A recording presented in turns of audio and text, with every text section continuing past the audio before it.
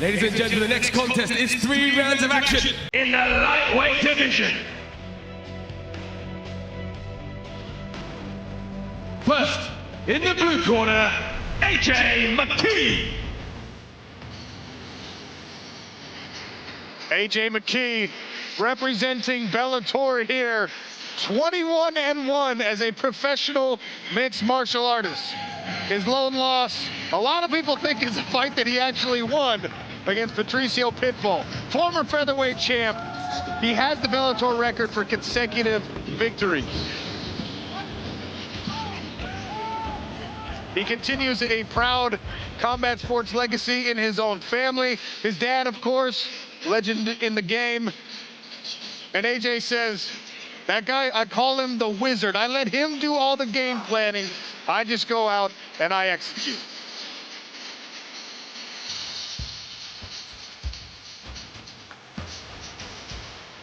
And in the red corner, Clay Collard.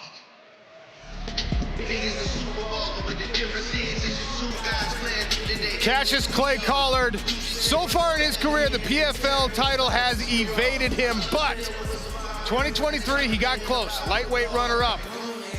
He's a two-sport athlete, incredible boxing, the most exciting lightweight in the sport of mixed martial arts. And every time somebody says, oh, you can't handle Anthony Pettis, Jeremy Stevens, Stevie Ray, whoever it is, Shane Burgos, Clay Collard says, oh, you want to see it? And that's why this matchup is so perfect.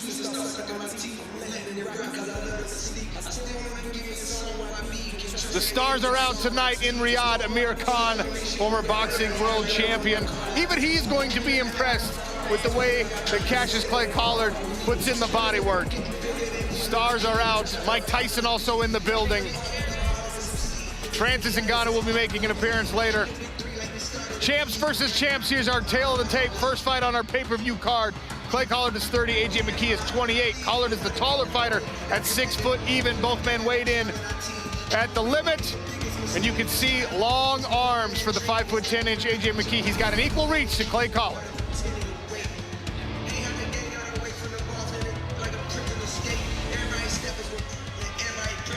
Dan Hardy, give me these keys to victory. Okay, well, Clay Collard, he's got fantastic boxing footwork, and that's going to be key in this fight to both stay in range and out of danger. Takedown defense will be a key as well, especially if he's having success with that pressure, and the body-to-head combos is what gets the job done. For AJ McKee, feint and move. Keep Clay Collard guessing. That straight left is absolute dynamite, and if he can get a hold of his neck, choke and strangle to the victory.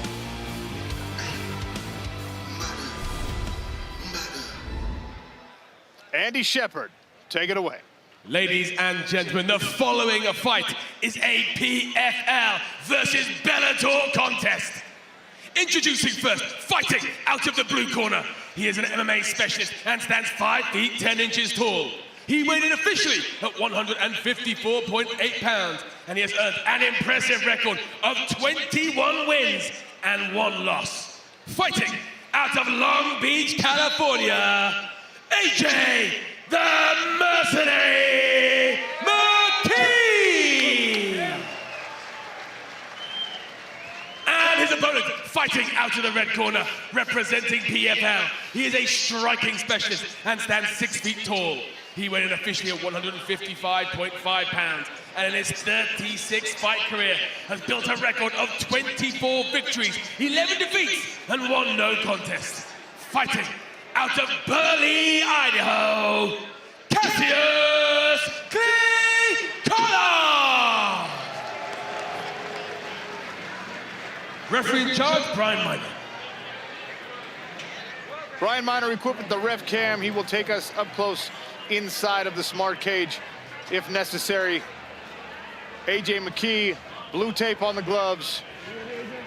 Ready, Clay? Clay Collard with the red tape. Southpaw stance for McKee. Collard in the orthodox stance. You will see him switch. AJ told us in the fighter meetings he's going to surprise Clay Collard by going at him. All right, now I'm going to tell old Dan Hardy down there, because we're getting started. The party is now started. This is Bellator versus PFL. I will concede There's nobody tougher than Clay Collard. But I want you to concede back to me, there is nobody technically better than AJ McKee. You have a great argument there. You make nasty choke look at this. Clay Collard's neck is in big trouble early in this fight. Both fighters are dry right now. That's a big squeeze from AJ. It's so difficult to see if he's got his fingers inside. Wow. Straight into a triangle, though. Beautiful chain submissions. Wow, I did not know if he'd be able to get out of that. Guys, a submission's hard to deal with, but a submission when you're dry? Oh, my goodness. It's not going to get any worse for Clay Collard than what he's already escaped. Now having to deal with this triangle attempt. He's got to be careful of the arm bar as well. AJ just chaining these submission attempts together. That arm is in trouble, and there's the tap. Clay Collard submits to AJ McKee in the first round. What a statement that was by AJ McKee. That was incredible. Very, very slick. Unbelievable. AJ McKee got the takedown early and just started to chain those submission attempts together. When we talk about how skilled AJ is, we also need to add tactical. We need to talk about that fight IQ. I mean, look, he started the fight with a very good boxer. He started with a kick to the body to create distance. He then took all the distance away, goes to the ground. It doesn't waste any time. Goes from one submission to the next. That was ultimately, it was the third submission attempt where he found the finish.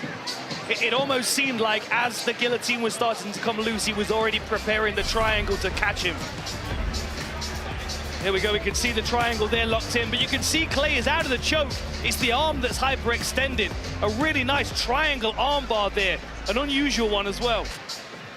Yeah, Clay did everything right. As soon as his head pops out, that's usually the beginning of the good news, but he looked the wrong way. Instead of looking into his opponent, he could have looked the other way. Considered a 360, a 180 to come over, it would have alleviated that pressure, but at that point, I think a little fear had set in. I think that Clay started to feel, look, I can go to the emergency room, or I can get out of here in one piece. The result's gonna be the same. What a statement by AJ McKee as we open this pay-per-view card in Riyadh, Saudi Arabia.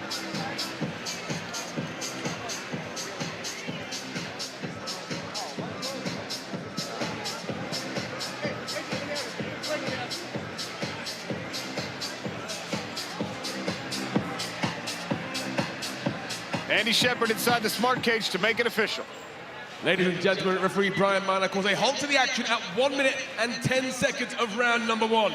Declaring your winner via submission to an armbar, AJ McKee!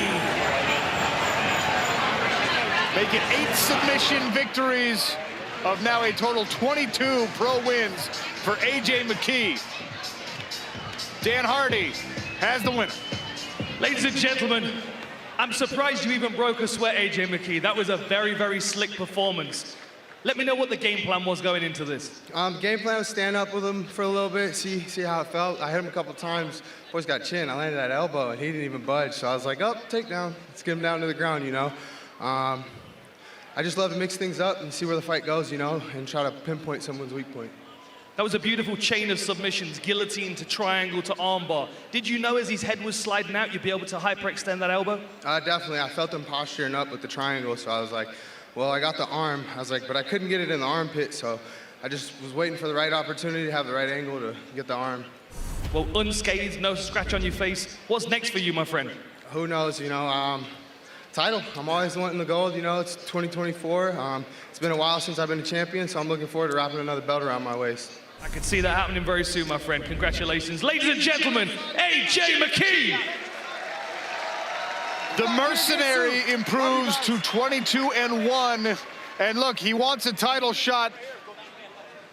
Who's gonna tell me that that guy's not capable of wrapping gold around his waist again? Well, I am not looking to be a jerk as the night goes on. I'd like to state that for you guys, but I do feel like the cat's got your tongue just a little bit. I mean, all of a sudden, we're talking about submission holds, and we're coming off the fact that we're about to plant a flag. I got a text message from Scott Coker right here that says 1 down. So before anybody starts distracting and talking about title fights and what's next for Francis, we have another piece of business we're here for. And guys, it's 1-0. Hey, let me tell you something. You know who Deion Sanders is? Yes. Deion Sanders, after his team this year won 3 games, was doing a victory lap and telling everybody, how do you like me now? You know what his team finished? What? 4-8 on the year. Don't bring Let up old the stuff. story tell itself throughout the night, Chael Sonnen. Now is not the time, my friend. Impressive by AJ McKee, and a real statement for Team Bellator.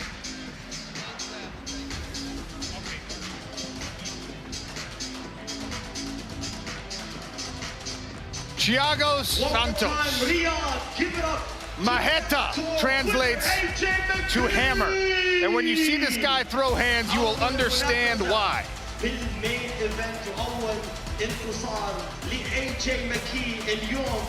His opponent tonight, Yoel Romero, one of the most fearsome competitors this sport has ever seen. At 46 years young, still an elite competitor. Not just a competitor, an elite competitor in this sport. And 2 wins for Bellator. I'm telling you, they're catching up. PFL fans on the right. I didn't think I could fight until 40 years old, but I feel good, I feel great. It's a very nice moment for this sport. Sport is growing so much. That's why people can keep going, can keep fighting, even after 40. So we're gonna prove everyone that age is just a number, and we are young. Pues para mí superar a Randy Couture, que es el que más años tiene en las artes marciales mixtas, sería un gran honor, un gran privilegio, ya que él estuvo peleando hasta los 48 años. Así que yo pienso llegar a los 49. From Brazil, representing PFL, he goes by the name of Thiago Santos, and he's going up against the Cuban, representing. Somebody find Randy in the building and ask him how he feels about Yoel Romero only hanging around so he can beat Randy's record. He says he wants to fight until he's 49. Now look, we saw it in hockey with Gordie Howe, all right? Tom Brady played in the NFL until he was 44, but he was a protected quarterback. To be doing this sport until you're 46 is unbelievable. At age 49, I mean, the way he's built, I can see it. I can see Yoel hanging around. Doing it well. Hey, the first time I saw Yoel Romero, he was a 19-year-old representative for the Cuban national team. He went on to the Olympic Games where he got himself into the finals, I might add. He is so special as an athlete. When he came in the sport, I remember thinking, that's the guy that's gonna stop John Jones, and that's meant as a big compliment.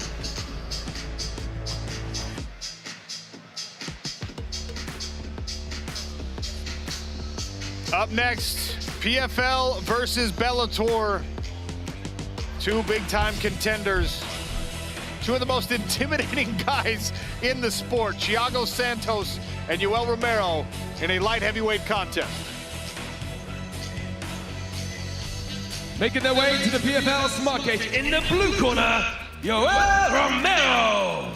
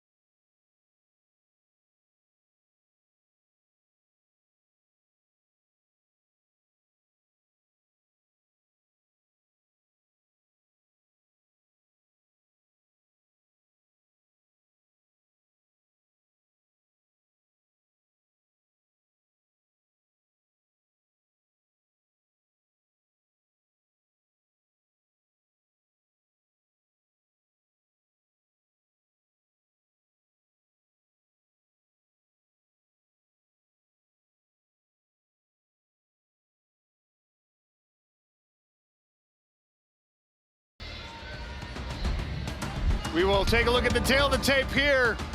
40 versus 46. You don't often see those numbers in mixed martial arts. Not at this level, not with these elite type athletes, but these two men are timeless.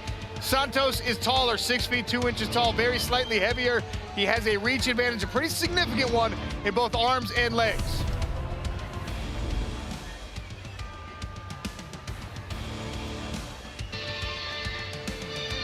Okay, keys to victory. So, of course, Santos has got to set the pace. We know Romero likes to hang back and wait for his opportunity. He's got to push forward, but at the same time, keep changing his angle using that lateral movement. And the head kick, that's the only thing that's going to put Romero on the canvas. He takes such a good shot.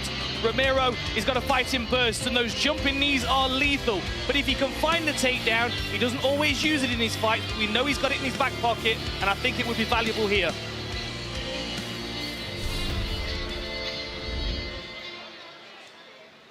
Andy Shepard inside the smart cage. Ladies and gentlemen, the following fight is scheduled for 3 rounds of action in the light heavyweight division and is a PFL versus Bellator contest. Introducing first, fighting out of the blue corner and representing Bellator. He's a wrestling specialist and stands 6 feet tall. He weighed in officially at 205 pounds and holds a professional MMA record of 15 wins and 7 losses, 13 wins coming by way of knockout. Fighting out of Miami, Florida, by way of Pina del Rio, Cuba, the Soldier of God, Yoel Romero!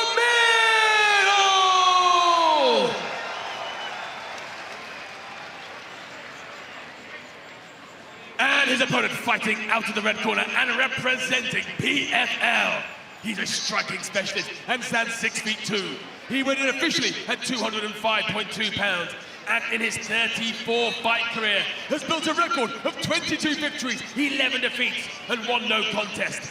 15 wins coming by way of knockout. Fighting at the Rio de Janeiro, Brazil, Thiago Maurita Santos.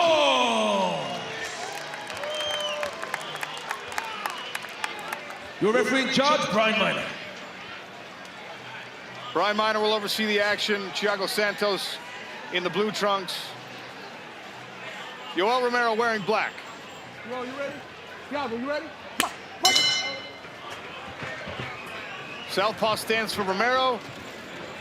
A lean Thiago Santos. We haven't seen his body look this lean in quite a few fights. We'll see how that comes into play later. Thiago hurt a little bit, making weight. I saw him in the hotel. It was the very first thing he said. He said, hey, I'd love to talk and catch up with you. I can't. This was 1 day before weigh-ins. His voice was dry. He was starting to lose some sweat. I share that with you. I can all but assure you Thiago's going to win the first round. But the answer is why. The why is Yoel doesn't get going. He always uses the first round as a warm-up. If history is a trajectory to the future here, he'll do it again. Lots of hip feints from both of these guys, both threatening the rear leg kick. Both incredibly powerful, and it might be a case of whoever goes first is risking the most.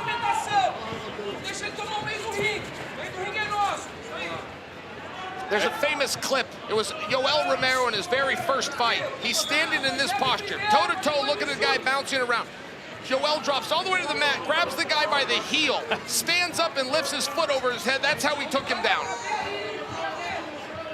The speed at which he can move when he decides to go is terrifying. Even at this age of, into his late 40s now, he's a sniper, and with the power that he's got, the physicality that he's got, when he decides to move, you've got to get out of the way. You've got to make sure you're covered. You can't think about countering.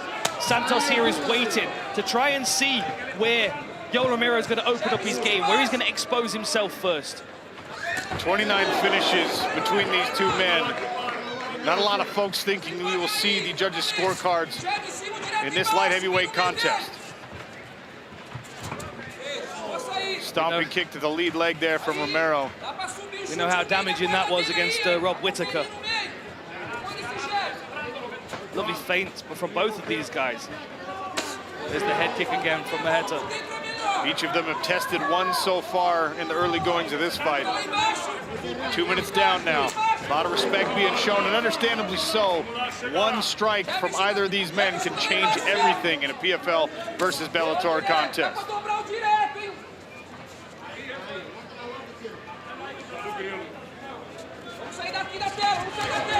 Switching stances there, Romero steps in, throws the right hand. Santos offers one right down the pipe. A little thumbs up from Romero, I think, to his corner. There's John Jones. In the traditional Saudi garb. Get a little pop from the crowd. You can see the focus from John Jones. He knows how dangerous both of these guys are. You cannot take your eyes off this fight. I'd like to see Santos start to use that cross a little more, even to cover up his head kick. Well, he just gave Yoel Romero a little something to read that we'll see if it comes into play later. He reached down to try and block the body kick, and we know what Yoel can do, bringing that thing upstairs. Yoel won the World Championship in wrestling. He was second in the Olympic Games in wrestling. Yoel has attempted 0 wrestling in this fight. And guys, he might not. It's one thing that would open his hands up a little more. Offer the threat. Everybody knows the resume on him. Everybody knows what I just said. They've seen the tapes. Offer that threat. And I think it's a mistake when Yoel doesn't do more of it. Well, we've got John Jones here in the bottom of our screen. Anybody at the table fought John Jones? Anyone know what that's like? Yeah, I fought John. Oh, John Jones. You fought John Jones. Not long, but I fought him. It was like, guys, it was like being locked in a cage with a bear. Very tentative, this is from Santos. A lot of respect he's given for Yoel Romero. But what that's allowing Romero to do is to hold the center. Big miss there from Romero, puts him off balance, but Santos not able to chase it down and make him pay. Dan, could you imagine, though, to my point, could you imagine being an Olympic medalist in wrestling and not use that tool, not even threaten it? It's crazy to me. I mean, we've seen it throughout his career. Because he's such a powerful athlete, it's almost like he wants to show people how dangerous he can be with his strikes. I mean, the height he gets on his flying knees is incredible, but I would like to see him utilize his wrestling more. I have to wonder whether it's a question about fatigue, because 3 5-minute rounds of wrestling in mixed martial arts with strikes and submission attempts is very different. Well, and at age 46, Chael, I'll submit to you the question whether or not it has something to do with injury history, because if you have back problems, Santos landed one in that combination, but Romero ducks away from the rest. If you have a back problem, you have a hamstring problem, wrestling becomes less of an option for you. Yeah. Hey, and I'll tell you guys, as we look back on this first round, that wasn't the most active round we've seen, but I enjoyed every second of it. That was tactical. I could tell what they were thinking. When the opponents would come in, there was power. Both of them had to really respect that. I'm not sure how to score that round. There was a combination towards the end by Yoel that did land. Yoel Romero might have won that round on accident. Speaking of power, Ray Cooper III holds the PFL record for knockouts. He'll be fighting Jason Jackson as a 2-time PFL welterweight champion. Jason Jackson, of course, is the current Bellator champion. That will be the first bout contested over one of our super belts. If you haven't seen the super belt yet, it's a treat. A heavy piece of gold hardware with a big championship ring fitted right in the middle of it. You can take it out, Dan Hardy, and wear the ring around. You would wear it all the time, wouldn't you? I would never take it off. I would sleep in it. Yoel Romero there in the black trunks. Thiago Santos ready to start round number 2 in the blue. Tim Sylvia, when he was a world champion, used to wear that belt around, and people would tease him. I thought he looked cool. I wanted to win it. I was going to wear it just like he did. I'm talking about, you go to Walmart, you're wearing the belt. You get on an airplane, belt. See, this is where you need a ring, you see. You can't be wearing a belt all the time. I want to know what kind of person is teasing the UFC heavyweight champion, Tim Sylvia, but... Hey, I was saying I thought he looked cool. Boy, there's a lot going on here by Thiago. Thiago just attempted an axe kick, and he got half of it done. The foot did come up to one side of the head. Oh, there's that takedown attempt. Almost. The distance wasn't there, but you just saw an incredibly and you saw speed. Yoel Romero still got the speed. He dropped down, ran a couple steps on his knees, and popped back up before Thiago knew what happened. I like that front kick to the midsection from Santos. That would be a very useful thing to manage the distance between them, especially given the fact that he's got the height and reach advantage and the fact that Romero doesn't tend to catch kicks and take people down from them.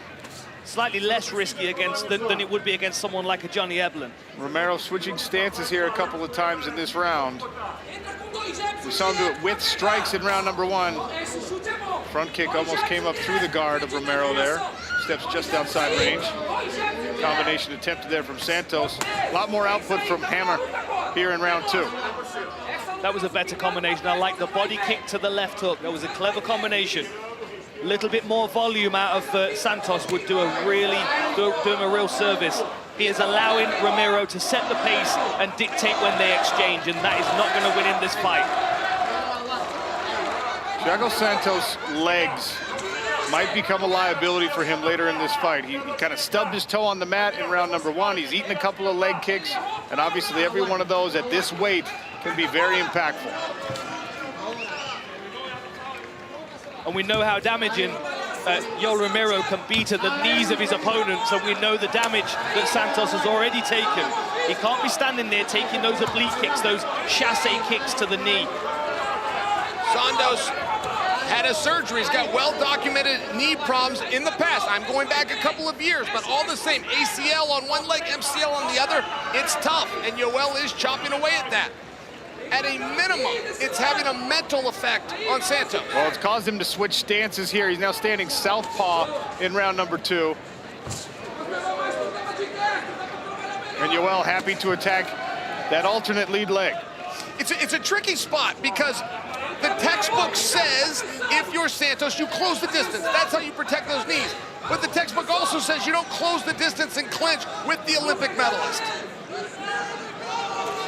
Santos trying to work behind his jab. Francis Ngannou just walked in to take his place cage side. Ooh, head kick bounces off the guard partially there for Santos. Yoel Romero starting to put some things together here. Santos is not liking those low kicks.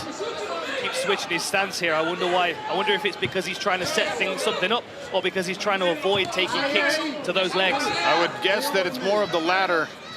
And again, when you take the legs away from a power puncher, not only does it cause him to be hesitant, but it just saps power from those strikes. Removes that efficient chain of motion from the floor through your fist. Santos needs to start putting some things together here. He's being a little too hesitant. His feints are working. Every time he feints, he draws the hands of Yoel Romero out of shape.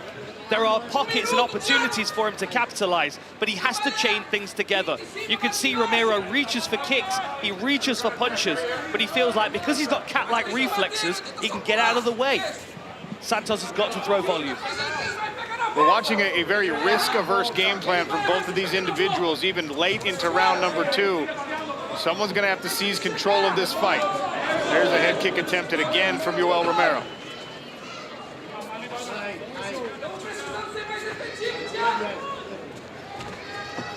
I'll tell you what, it's a hard one. It really is a hard one to judge and score. All right, hey, that's taking a toll here. That's a meaningful toll that the judges weren't just able to see on Santos. Santos has got to stay busier with that jab. Every time he jabs, Yoel's not countering him. He's respecting, he's allowing that offense to be a defense. If you're Santos, get busy. Santos has hidden it very well up to this point, but those last 2 low kicks, I felt like he was very telling. The posture, he showed the pain in his movement after those. He's going to have to do something in this last round if he's going to make an impact on the scorecards. Round 2 ends. We head into round number 3. Francis Ngannou and Mike Tyson sitting together cage side. The former baddest man on the planet and the current baddest man on the planet just so happen to be buddies. And the bad guy, Chael Sonnen, sitting with us. All kinds of bad tonight. I love it. I love it. That is a great picture right there. You know, this relationship, as I understand, Mike Tyson was the hero of Francis Ngannou. That's who Francis, as a kid, always wanted to meet, always wanted to be like. Now, he's trained with them. They've come along this journey. The very venue, the very geographical location where Francis competed so well with Tyson Fury sits about 30 yards behind this shot you're looking at right now. That was an interesting storyline in the Fury and Ngannou boxing match, that Tyson Fury, who's named after Mike Tyson sort of took Francis's side in that whole thing, a psychological effect. Round 3, touch of the gloves. Thiago Santos, very, very hesitant in round number 2. Needs to get busy if he wants to beat Yoel Romero, who swings away with the left.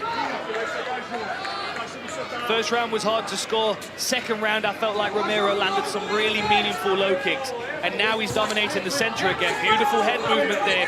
That's going to make Santos even more hesitant to throw if he's missing every time he does.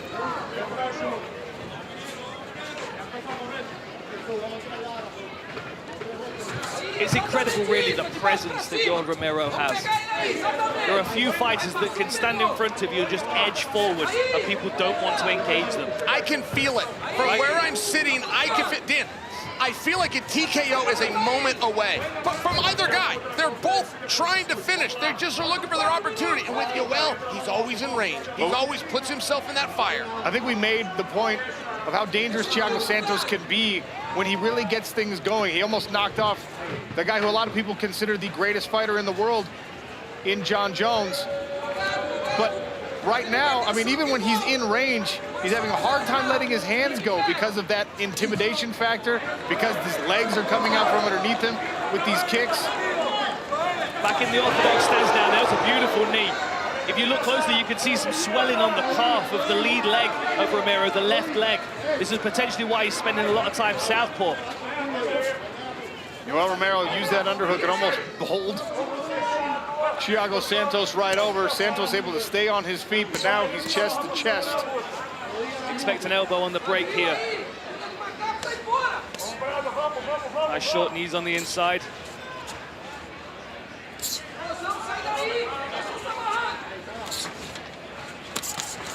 Wow, flurry on the exit there from Santos. More of that is what you need to see from him if he wants to win this fight. And I'll tell you what, only 2 or 3 more of that. That was a very good combination. I'm not sure why we don't see more of it. Early on, I surmised, well, perhaps he's worried about those takedowns and he doesn't want to expose himself. Now I'm surmising maybe his knees bother him a little bit, but when he lets those hands go, he's having success, and as time tick down, he's got to take a little more risk. You got to take a risk. Your path to victory here, if you're Thiago Santos, is not to dance around on the outside and let Yoel Romero kick you in the calves a few more times. He's got to commit to some combinations here. As difficult as that is, as you saw, he just tried to plant that rear leg, and his foot slipped out from underneath him. Of course, sitting here cage side, it's always easier said than done, Dan Hardy, but there's high stakes in this fight. There are. Santos is moving, but he's finding it very difficult to step forward to punch. You can see that instability on his legs. Neither leg is really supporting him fully, so that's undermining his punching power. But if he starts to move forward into range and start to put volume together, something will get through. I do like the kung fu, though, from Yoel Romero. We've seen it in his career. He'll drop his hands, he'll stand there, he'll do whatever he wants. He's not scared of anything because he knows people aren't going to shoot on him. And frankly, anybody, whether Yoel's doing it, Nick Diaz is doing it, like there's something to that motion where everyone's looking, hey, what's he doing? Does he know something I don't? When the reality is he's just playing around. Kind of hypnotizes the opponent for a moment. They're wondering exactly what's going on. And the thing is with Romero, when he starts to get excited and start to move like that, you're expecting an attack to come. Those low kicks are very telling. Redness on the inside and outside of both the legs of Santos, and that left leg calf, we can see the swelling protruding out from the front of his shin bone. Romero rushes forward. Santos tries a check hook on the retreat. And for those watching at home, the canvas is not slippery. It's just that Santos is having a hard time putting weight on both legs. So he's skidding around a little bit. And not only is it undermining his forward movement and his attack, but it's also slowing him down, escaping from range when Romero starts to move forward, which is making him very vulnerable.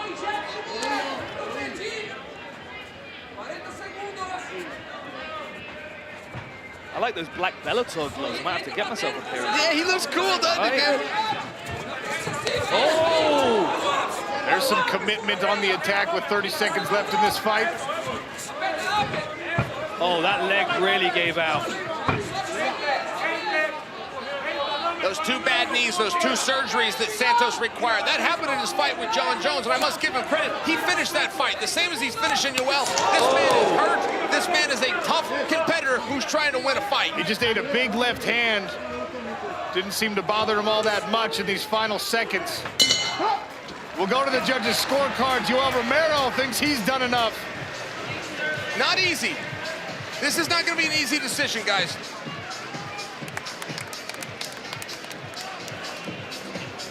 You could have a 30-27, and I don't think anyone could complain either way. You could. You could based on what the judges are looking at. This was hard to score. Hard to score, absolutely. I felt like Romero on my scorecard was starting to gather momentum as the fight went on, but he was only creeping forward with his pressure. But the low kicks, the damage that he was able to accumulate on both the legs of Santos really undermined the rest of Santos's game. And for me, that's where Romero takes the scorecards for me.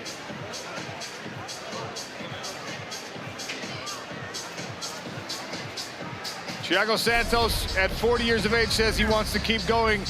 Yoel Romero at 46 says no end is in sight.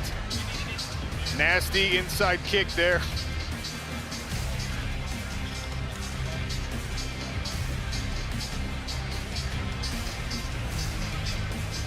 I mean, how do you score it if you're a judge? We got to go to that. The judges are forming a decision right now. They're taking a little extra time. I don't think that it's easy, guys. I admit Thiago got hurt. I admit that Yoel damaged him, but he didn't go down.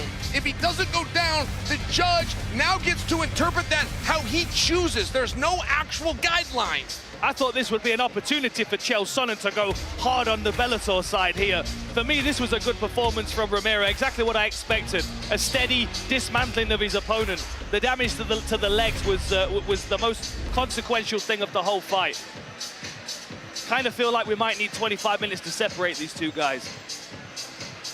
Yeah, it's interesting. I mean, you talk about two great competitors. Everybody fighting here tonight's a good fighter. But the greats, the ones that are on the main card, the ones that are moving closer to the main event, the championships, they can compete. They're in a different territory. They're speaking different languages. By example, they're taking on scariest guys in the world. They can stay in that fire, even with bad knees, which is what Santos just did. A lot of heart, grit, and toughness in this 15-minute contest. I thought the same. I got to go back to earlier tonight. For anyone that missed Claressa Shields, that was a treat. That was a treat to get to see a two-time Olympic champion dig deep and show her ability to fight. I bring Claressa up. She won her first Olympic Games when Yoel got his silver medal. I've noticed Santos is taking off his gloves. Is that because they're a tight fit or because he's potentially not putting them back on again? Well, we'll find out, but when you feel like you can't even walk around inside of the smart cage, when your legs are as far gone as his legs appeared to be in this fight, and certainly because of Yoel Romero and some efficient attacks and some damage. But we've seen worse. We ask our experts who won the fight. Dan and Chael both agree that Yoel Romero will get the nod from the judges. And their scorecards are with Andy Shepard. Ladies and gentlemen, after 3 rounds of action, we go to the judges' scorecards. The judges scored this bout 30-27, 30-27, and 29-28. All for your winner by unanimous decision, Yoel Romero! Yoel Romero continues to impress.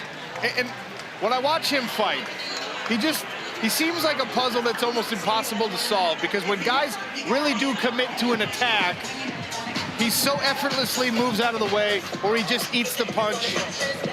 A tough guy to beat. Now, of course, he is coming off a loss. Vadim Nemkov, who we will see in this next bout, did beat Yoel Romero by unanimous decision in June of last year, but just at 46 years of age, still so difficult to figure out not just because of the athleticism, but of course, because of the skill that he has accumulated over a lifetime of pro combat sports. All right, we have a piece of art going on here that I don't know how to interpret. I'm sure others do. I'm sure it's something I should recognize. I got to tell you this. My comment and my critique on Yoel is the same thing, which is he's going to do what he feels he needs to do to win. He must have believed that he was winning that fight. If he believed that he was losing, he would have tried to finish it more. He saves those takedowns. He reserves them when he needs them. A lifetime of wrestling. When I watched him in the amateurs at the Olympic Games, he would do the same thing. He would win every match by one move, whether that was 1 point, 2 points. He only score when he has to. It's fun to watch. I do enjoy it. I'm nervous. I feel a nervousness in my stomach watching him because I know something can come very quick.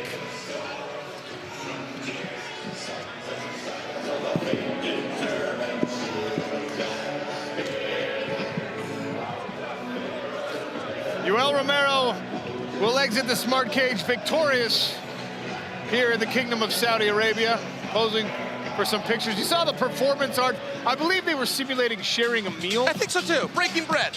We had a delightful meal seated on the floor last night as we get ready to welcome a special guest here beside the PFL Smart Cage. No, you do. You look very cool, and you look very cool in this. You might recognize that voice. John Jones. John Bones Jones. Oh, I'm about to go hard. Sean O'Connell and Chael Sonnen, former opponents inside the cage. Not long. I fought him, but I didn't fight him for long. No, John, you look good. Thank you. I feel good. I'm glad to be here. Assalamu alaikum, everyone. The Saudi crowd happy to see John Jones, as are we. PFL versus Bellator. Now look, cross-promotion, co-promotion, the joining of two great MMA powerhouses is something that fans have asked for a very long time in this sport. PFL acquires Bellator, puts a card like this together. Just as a fight fan, because I know you are a fight fan. I am. Is that something you wanted to see? Yes, absolutely, absolutely. It's just great to see MMA get diversified. It's great to see it on other sides of the world. It's great to see the power divvied up a bit. It's just great. It's a beautiful thing. It's huge for all of MMA, and I'm just grateful to be here on such a historic night. Now, there's been a lot of talk over the years about who the best heavyweight mixed martial artist on the planet is. Obviously, you've made the transition to the heavyweight division. Francis Ngannou exited his contract with the UFC as the heavyweight king. He's over here with the PFL now. He's transitioned into boxing. Anthony Joshua fight coming up next month, by the way. But the claim is out there, the baddest man on the planet. Who is it, John Jones? What do you guys think out there?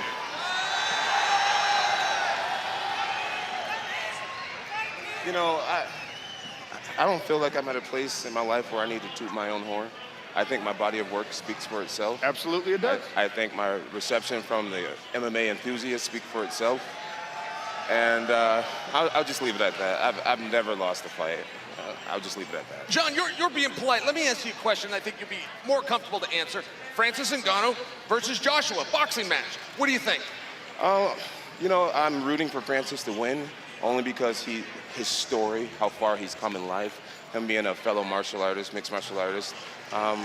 Yeah, I mean, how could you not root for Francis? Francis is a wonderful stand-up person.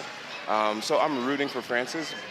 But Anthony Joshua, he's been doing this since he was a young boy.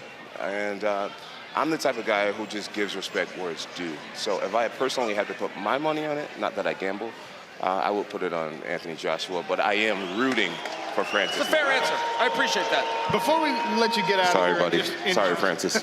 Before we let you just enjoy your evening watching these fights, John, it is a new era in mixed martial arts in a lot of different ways. You mentioned the global expansion, this card tonight, and the way that the PFL acquired Bellator and brought these things together.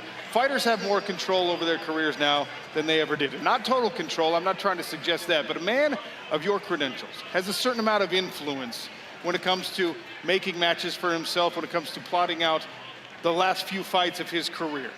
Is the Francis Ngannou fight something that you would be interested in pursuing, even if it meant that it would have to be unprecedented, it would have to be a crossover that we've never seen before? You know, I feel like there's a lot of fights that the world wants right now. You know, the Tom Aspinall fight still, that's really massive. Francis Ngannou and I would be really massive. And Stipe, to the hardcore fans, it's still a respectable opponent. I don't know how the cards are going to fall. My prediction is that I will beat Stipe Miocic. My prediction is that I will beat Tom Aspinall and Francis Ngannou. So the way that it unfolds is really not my business. My job is just to do what I've always done since day one. Well, it's great to see you here. We appreciate you giving us some time. Thank you. John Jones. And look, Francis is in the building. Maybe we'll hear from Francis here in a few minutes. I was impressed with John. I thought John answered our questions honestly. A lot of guys beat around the bush. I appreciate that answer. Thanks, Joe. I do want to see that fight. I know that there's a lot of things standing in the way of making it happen, but I do want to make the point that the Professional Fighters League is not what's in the way of that fight happening. MMA fans can get what they want. John Jones said he'd be interested in it. Francis has expressed his interest in it. If only we knew the one thing standing in the way. Thank you, John Jones. We've got more fights to get to here on the biggest card in PFL history, the biggest card in Bellator history. And I'm not going to shy away from this. No, you're causing a real problem. You really put John on the spot with that, by the way. My intent is not to put John on the spot. My intent is to pay respect to what the fight fans in the world want, which I consider myself a huge fight fan as a former fighter myself. And you did. I want to see Francis Ngannou and John Jones decide who the baddest man on the planet is. I want to see it, and I want to see it soon.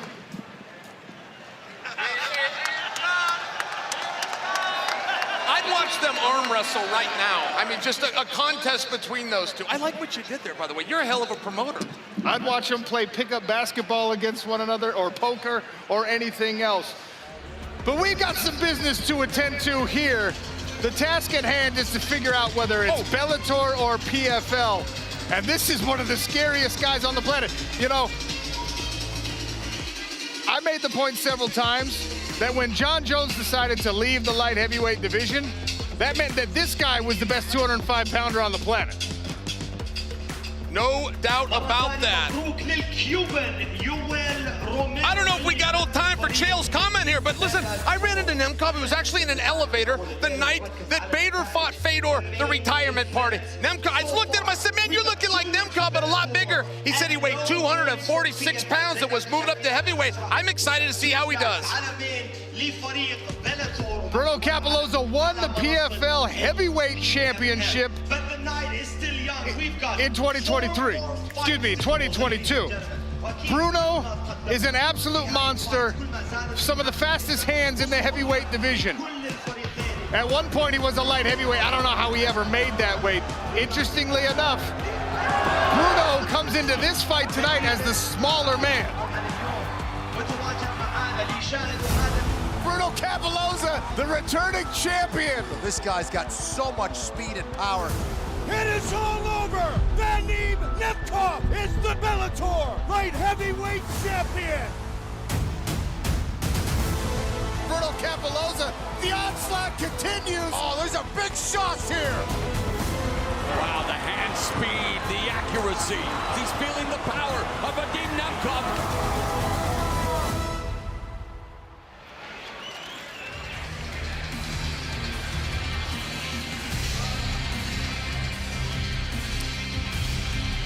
I ask all these questions respectfully, just like I did my questions to John Jones, and I will when we talk to Francis Ngannou. If you're Vadim Nemkov and you have beaten Yoel Romero at light heavyweight, you've beaten Corey Anderson at light heavyweight, and Phil Davis and Ryan Bader, why do you want to move into the heavyweight division when you can plant your flag, which is the theme tonight, you can stake your claim as the best 205-pounder on planet Earth? Fighting I wonder. In the PFL corner, the one and only Bruno Capoloza.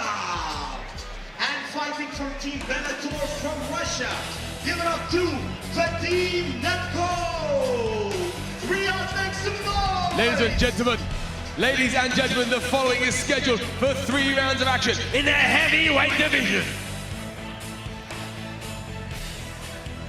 Bruno Capoloza, Vadim Nemkov at heavyweight.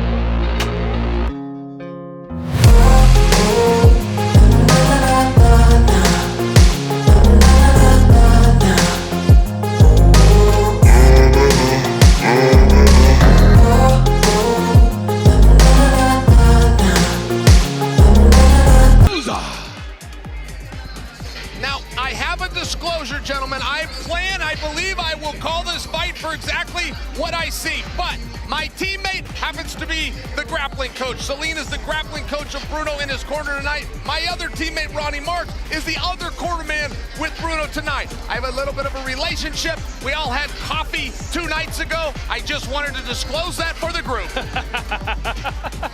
Listen, Ronnie Marks is everyone's teammate. The man travels around and he trains at every gym in the world. Brazil, United States, doesn't matter. The guy's a junkie for the sport. Bruno Cappelozza. Look, his resume says don't stand in front of the guy because he's gonna knock you out. But I think I was most impressed by the way that he gritted out a victory over Ante Dilia. He had to shoot, elevate, lift, take down a grappling specialist in order to get a championship victory. That was, I think, the most impressive thing I've seen from Bruno. He has that capability. Take a look at our tail of the tape for this heavyweight feature. Bruno Cappelozza, 34 years of age.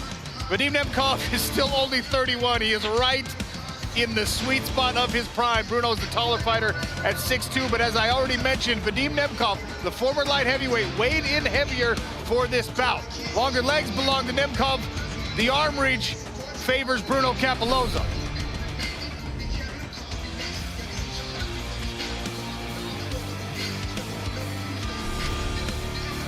Okay, so keys to victory. Bruno Cappelozza, straight punches to the body will open up his opportunities to the head. Use the clinch to tire as well. He is the natural heavyweight in here. Although he came in as the smaller guy, he's used to dealing with heavyweights. And be the bully. He's always better when he's on the front foot with his opponent pushed up against the fence. For Nemkov, the speed advantage coming up from light heavyweight should be a key. A heavy kicking game. We saw what he did to Bader with that beautiful head kick. A wrestle when pressured might get him out of some tight situations when he's dealing with some fast, powerful hands.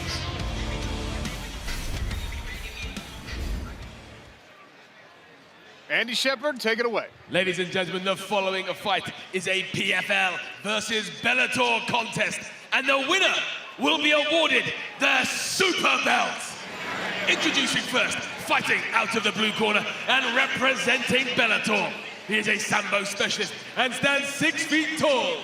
He weighed in officially at 238.1 pounds and holds a professional MMA record of 17 wins, 2 losses, and 1 no contest. 13 wins coming by way of stoppage. He is a former Bellator light heavyweight champion. Fighting at the Stady Oscar, Russia, Vadim Nemkov. And his opponent, fighting out of the red corner and representing PFL. He is a Muay Thai specialist and stands 6 feet 2 inches tall. He weighed in officially at 236.2 pounds and has built a record of 15 victories, 6 defeats, and 1 no contest. 14 wins coming by way of knockout. He is the 2021 PFL heavyweight champion. Fighting out of João, Sao Paulo, Brazil, Bruno Cappelozza. The referee in charge, Kerry Hatley. Kerry Hatley equipped the ref cam. Bruno Cappelozza in the blue, Vadim Nemkov in the white.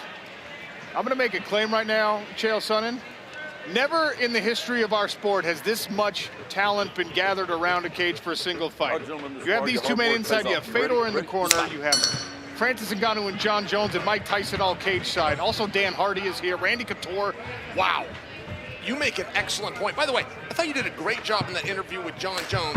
You asked him very direct questions. I bring that up because when I had my coffee with Bruno, I asked him straight up, can you beat Vadim? Can you beat this guy? He said, yes, I can. But he went a little further as to tell me how. And he just said, I'm working on my takedown defense and scrambling back to my feet. And I specifically said, so you do not plan to be in the guard? And he said, no, I don't believe that I can submit him. We've got 2 very fast heavyweights here. Both of these guys are already moving at speed. Well, one of the questions I had about Nemkov is carrying this extra weight, would it affect the way that he moves? And at least early here, it doesn't appear that it will. Okay, here's that defense. Now we got to turn into the scramble. Bruno right back to his feet after briefly touching the mat with that hip. Nemkov chest to chest, pressing him against this smart cage barrier. Tries to offer up an elbow. Bruno uses that to switch position. Big deal. Big deal how quickly he turned that position, put the back of Nemkov up against the fence. Look, I really think if Bruno can nullify the wrestling, that's going to be his greatest opportunity to win. It's an uphill battle, but Bruno, make no mistake, Bruno can win this fight. Interestingly, he had double underhooks there for a moment, and he decided to break clear. Tried to check that calf kick then, that'd be wise. Don't want to take too much damage on that lead leg. And Nemkov has already started to try and bank some work there, and Bruno doesn't want any more of it. It's a fast jab from Nemkov, straight through the hands. Oh, lovely work. Big one there, did Bruno Capoloza. Nemkov staying in form with this transition to the heavyweight division. Another 1-2, snaps the head back of Capoloza. When you have an athlete like Nemkov in this case, who's carrying an extra 40 pounds in between weigh-ins. His previous weigh-in was 205, this one was 245. You do wonder yourself, where's my speed gonna be? How am I gonna move my feet, and will my conditioning hold up? So there is some questions that Nemkov's got to answer to himself. What's incredible is that he looks like he's moving the same way that he did as a light heavyweight. It looks like the majority of the weight has been packed onto his back, his latissimus dorsi. Powerful individual. Fedor Emelianenko in the corner of his protege, Vadim Nemkov. In his prime. Many thought the best in the world. And if anyone had the creativity of the PFL brass back then, we would have seen Randy Couture Fedor and put that debate to bed. That was a nice jab to the body from a moment there from Nemkov, and there's the head kick. Same one that he used to walk Ryan Bader on when he was able to beat him.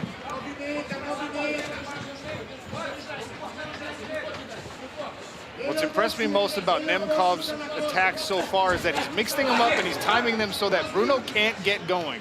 Nemkov knows that if he lets Bruno put combinations together, it's so incredibly dangerous. He's timing his attacks, threatening with the kicks, so that Bruno has to stay defensive. And it's all coming off the footwork, right? There's a distinction as you watch these two in the outlay of footwork. That's what always happens when you have a smaller guy that moves up. When you have a heavyweight that fights like a light heavyweight, you have this good movement and a lot crisper shots. There's a cross. That was a beautiful uppercut attempt there. The speed of Nemkov seems to be causing a lot of problems for Capoloza. Oh, twist of the ankle there. Nemkov appears to shake it off.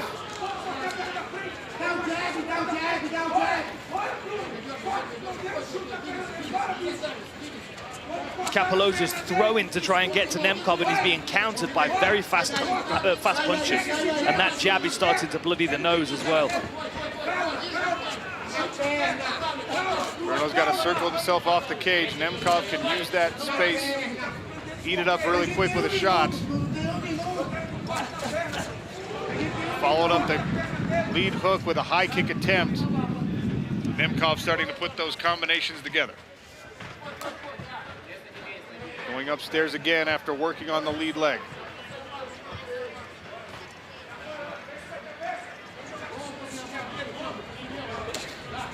Nemkov, every time he does a jab, he has a beautiful straight open to the body. A power hand right to the body. He's not taking it.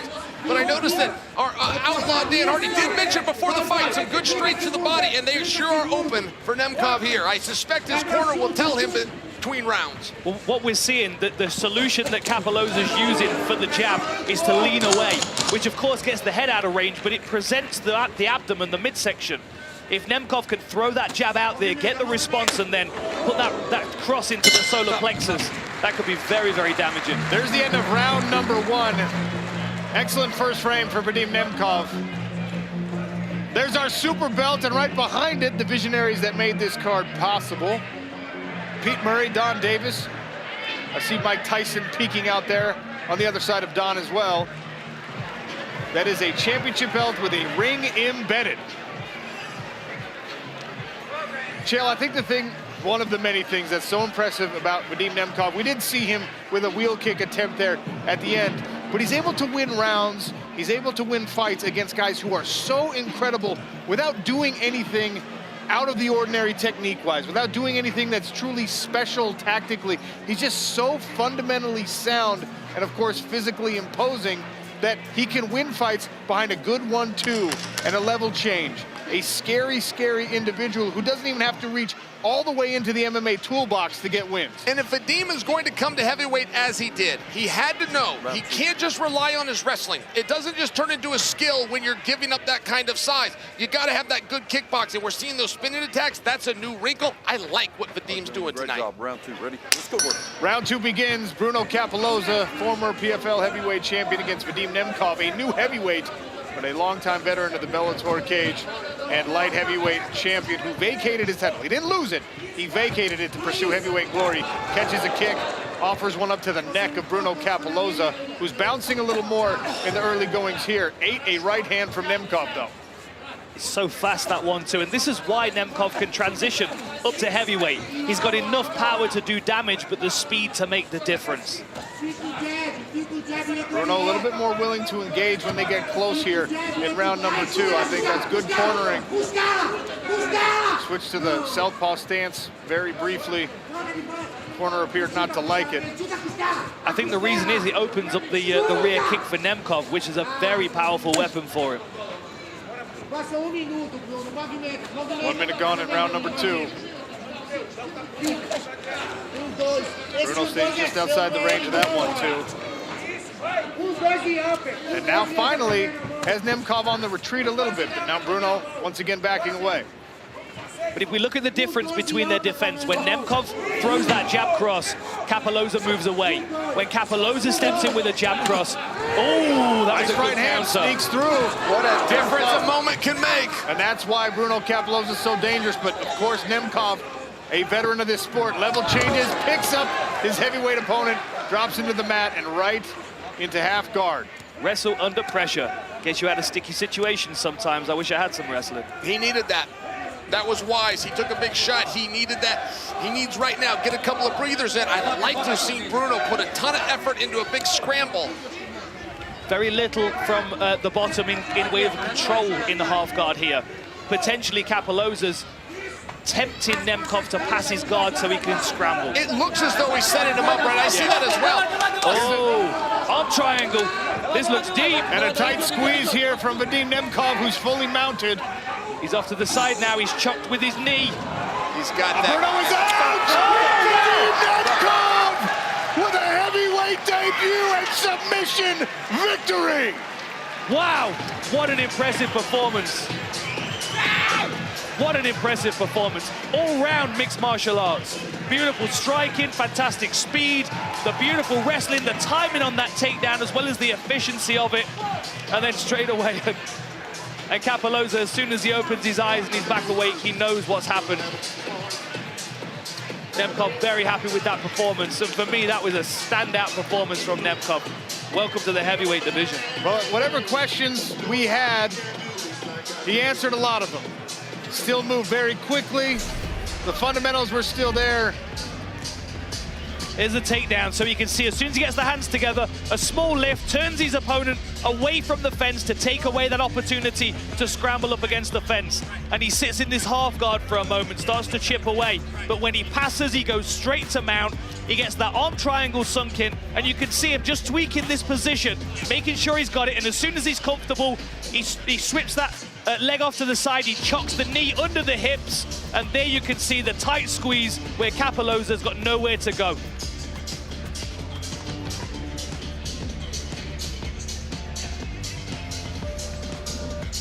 What a great shot there. This is the ref cam, so we're seeing an upper-handed view. Guys, when I told you that I spoke with Bruno and he told me his game plan A and B, first stop the takedown, second scramble up from the bottom, I did have a concern, and my concern was his two plans in this fight were both defensive. It seems as though perhaps he knew the strength of Vadim, and ultimately he subsided to it. It'll go in the books as a technical submission. Bruno Capoloza went to sleep.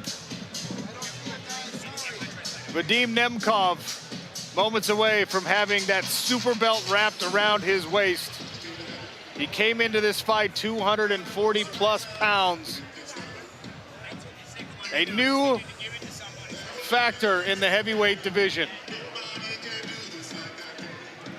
This is a darn big deal what you're seeing right here. There's no other way to put it. I realize that our main event is supposed to be the foreshadow for what's next for Francis. But there's always backups. There's always #1 contenders. You want to talk at the top of the food chain? Was whoever's going to get this belt, and right now, Nemkov has to be taken real serious. Nemkov already fought one of our main event fighters.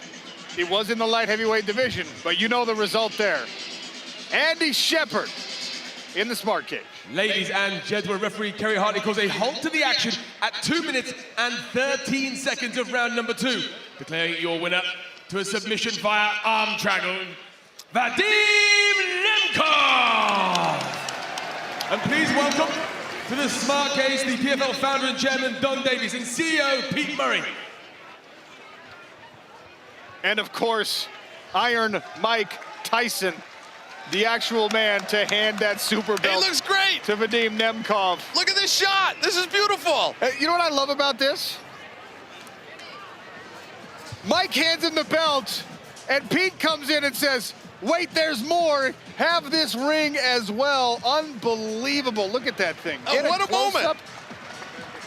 This is the beginning of a tradition, by the way. Every year we're going to do this. It's the Super Bowl. It's Look at this shot. Game. Look at this shot. Oh my goodness. If that was me, my mother had that would go right up in the living room. That is what dreams are made. Look at this shot. Oh, I'm so jealous right now. The belt, the ring, the goat, the other goat.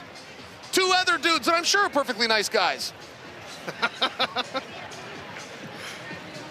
Dan Hardy as your winner. Ladies and gentlemen, I'm here with your winner, Vadim Nemkov. First of all, my friend, how do you feel as a heavyweight? Как ты себя чувствуешь тяжеловесом? Для меня это новая ступень в моей карьере. Надеюсь, с такого боя и начнется моя карьера в тяжах и продолжится до конца. He said it's a new weight for me, so I'm still getting used to it, but this was a good fight, and hopefully my career will go on from here on. You've maintained your speed and power. You showed every range of your game. What's next for you, my friend? Ты смог сдержать и скорость, и силу. Что дальше для тебя, следующий бой? Я хотел бы чемпионский бой и стать чемпионом. I'd like a title fight. Well, let's talk about a title fight. Talk to me about this belt, my friend. A belt with a ring in it. That's a beautiful piece of hardware, right? Что ты думаешь о поясе? Специальный пояс, даже кольцо есть внутри. Пояс очень красивый, и он мне еще впечатлил, когда я его только увидел. Сейчас он мой, я его выиграл, и с гордостью привезу домой на родину, в Россию. He said the belt is gorgeous. It impressed me the first time I saw it, and I really wanted to get it, so now I'm going to take it home. Ladies and gentlemen, the winner of your very first super belt. С этого я хотел бы посвятить эту победу святому Белогорию. He said he'd like to dedicate this fight to his people. Ladies and gentlemen, your winner, Vadim Nemkov.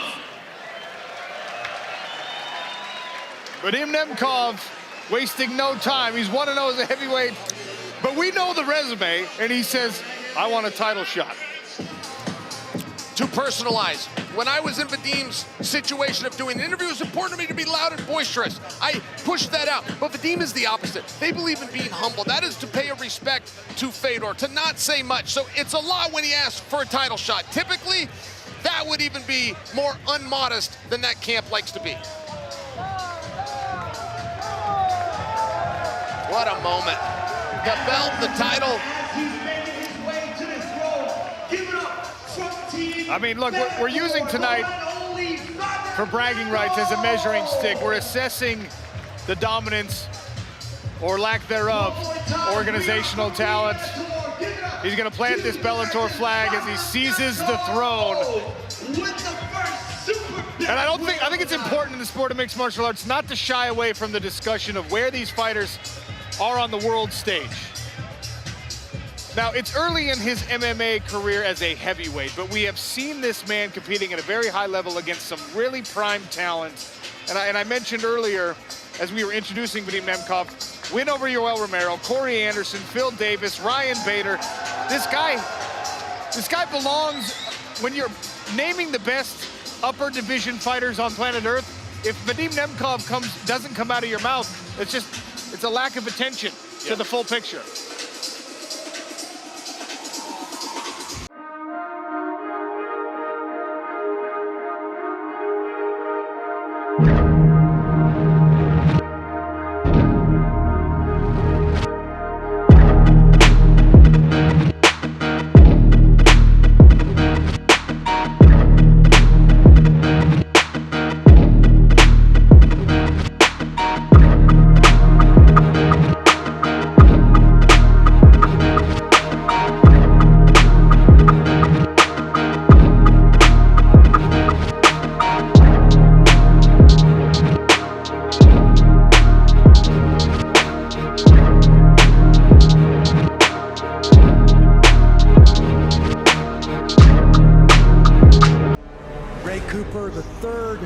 explosive, ferocious competitor, complete mixed martial artist.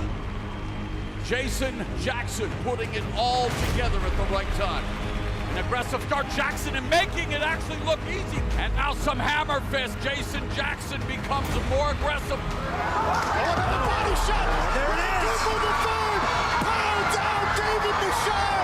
Big knee from Brother. This is a brutal beating at the hands of Ray Cooper III.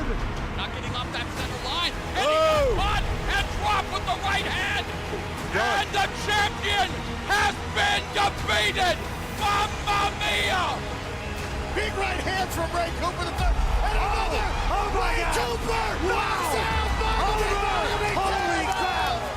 Back-to-back championships. Yeah, let's go. Make some noise, Riyadh.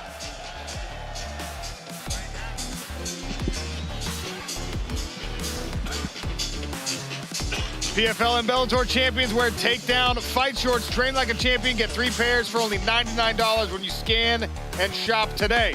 Brought to you by Takedown, the official apparel partner of the PFL.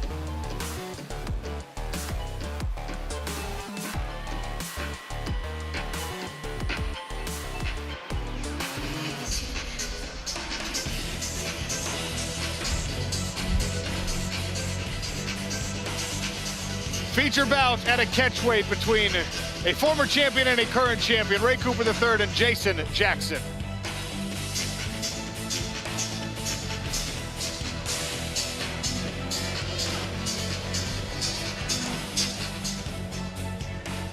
Making their way to the PFL Smart Cage, fighting out of the blue corner, Jason Jackson.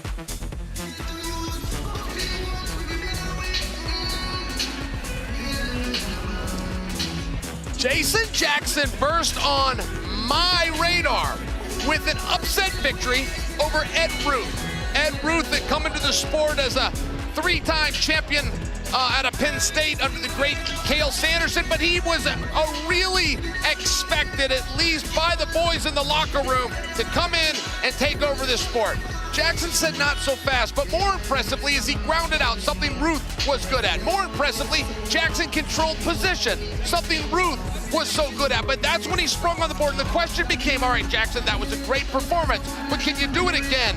He sure did, and again, and now he's the one that stopped Amosov. Amosov was chasing Khabib's 29-0 record. He'd made it to 27-0, but he really hadn't lost any moments or even rounds. He was that dominant until he ran in to Jason. Jason is just good at beating you. This is not a black belt. This is not somebody that came up in the Golden Gloves. This is a very good athlete that got into a very good training situation with very good coaches, including those men that are standing behind him right now.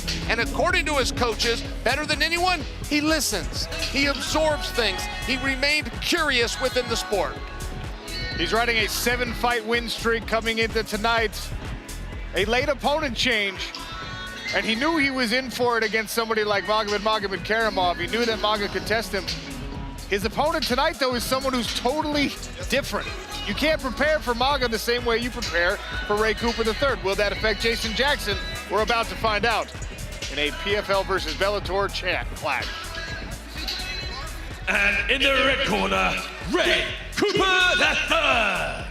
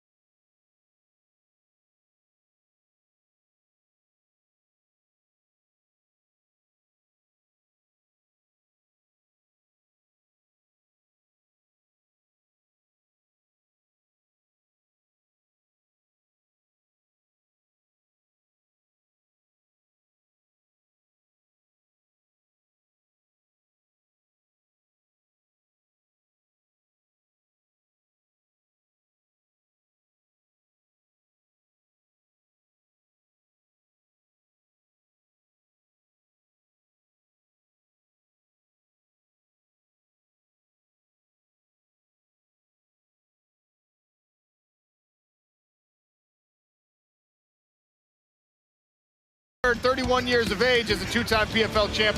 Jason Jackson is 33 on that 7-fight win streak. You can see Jackson, the much taller fighter here, has a reach advantage, 9-inch advantage on the arms, 4-inch longer on the legs.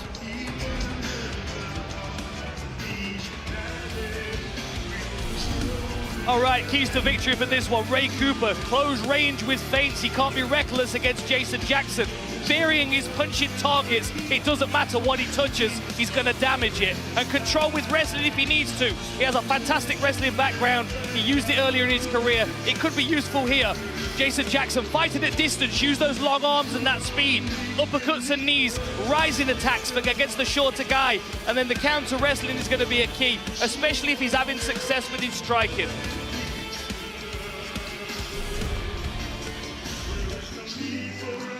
The voice of our smart cage, Andy Shepard.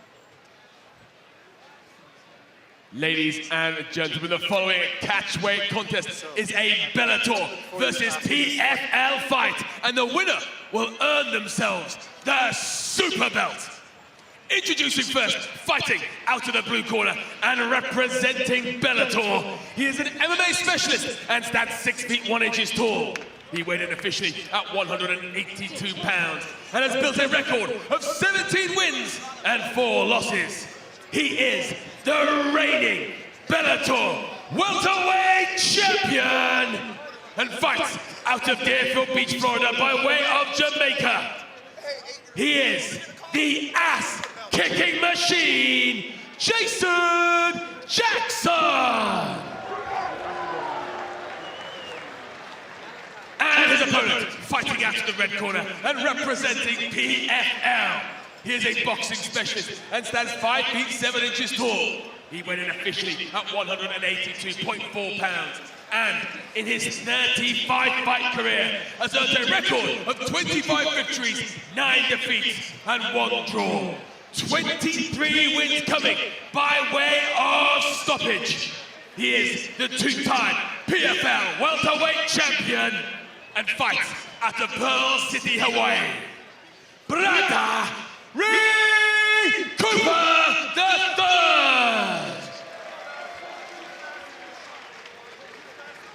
Your referee in charge, Brian Miner. Brian Miner draws the assignment for this special catchweight feature. Jason Jackson in the white trunks representing Bellator. Ray Cooper III waving the PFL flag tonight in the blue. Straight into punching range, Ray Cooper. Respect. He came right across that cage, didn't he? The thing is, he knows he has to land one punch to do the damage. He's got to get inside that long reach advantage range of Jason Jackson. 79 inches for the Bellator welterweight champion on the reach. That's an incredible reach for a welterweight.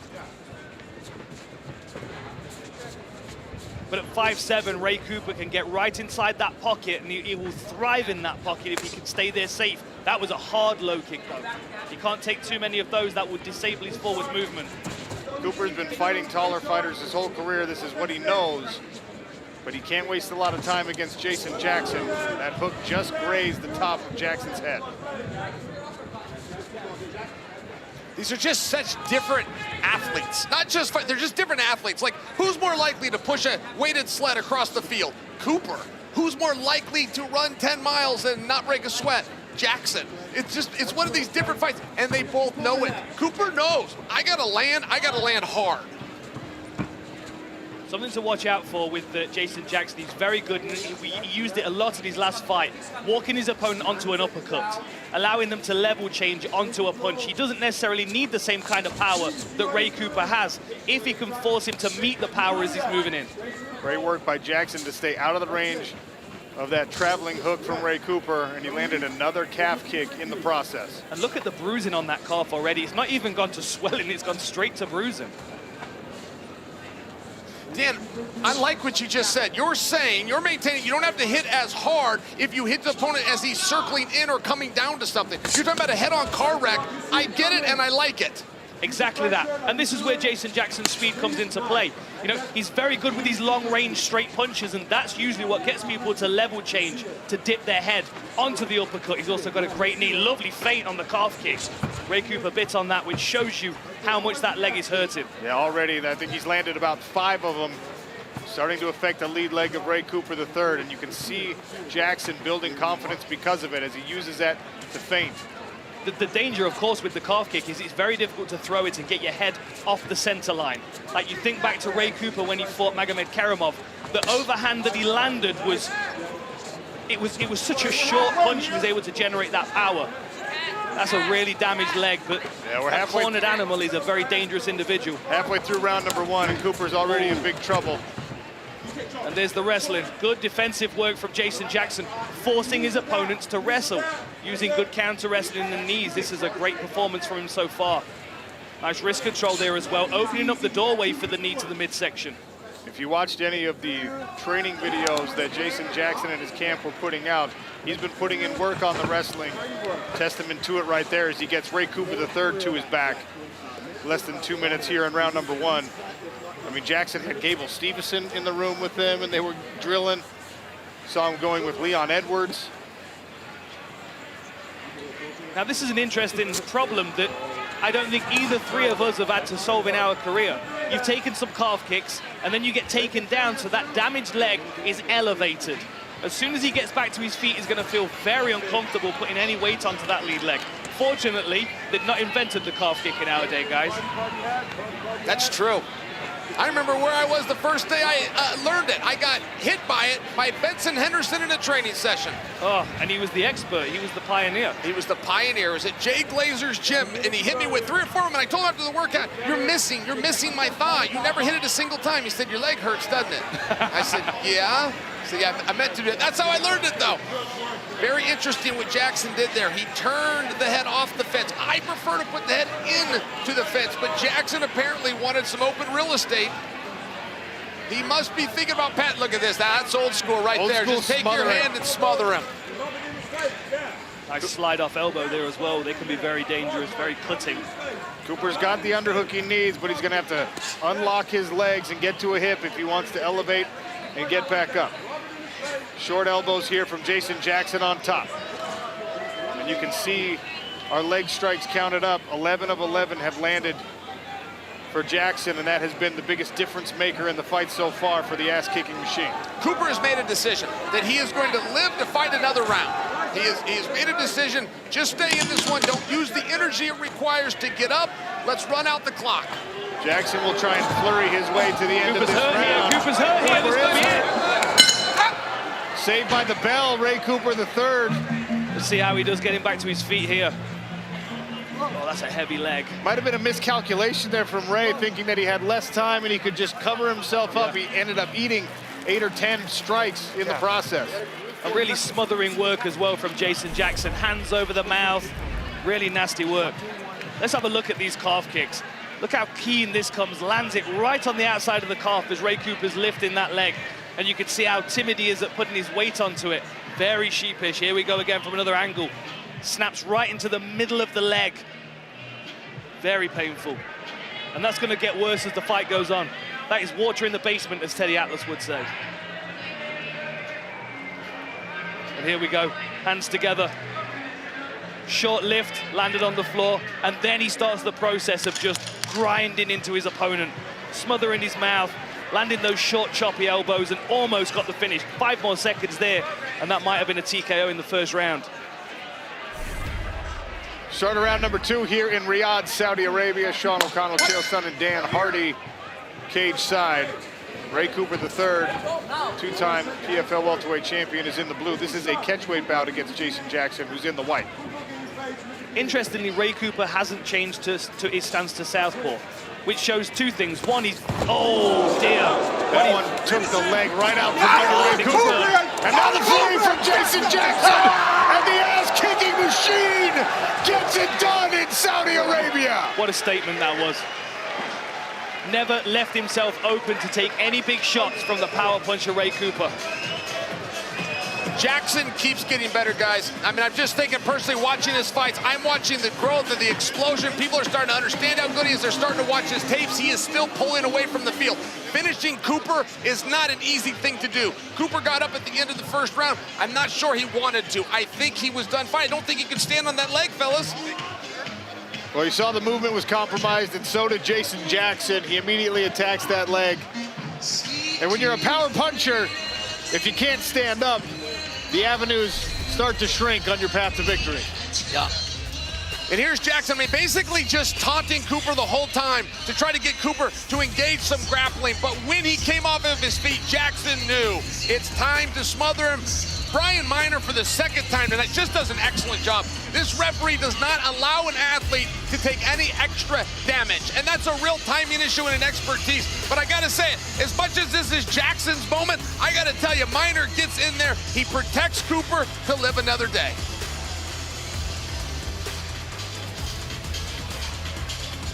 Sean, I'd be remiss if I didn't mention, Cooper did not have his ideal training camp. He did not have his ideal situation. I don't make an excuse for him. I share that with you because he's never gonna tell anybody that. He's gonna take this on the chin. There's a reason we did this at a catch weight. There's some things that Cooper's going through. He showed up. I hope he helped to get a couple of demons out tonight. There's a lot going on, but he took this fight. He wanted to come out and compete. He thought he could land the power punch that would change this. Jason Jackson wasn't having any of it.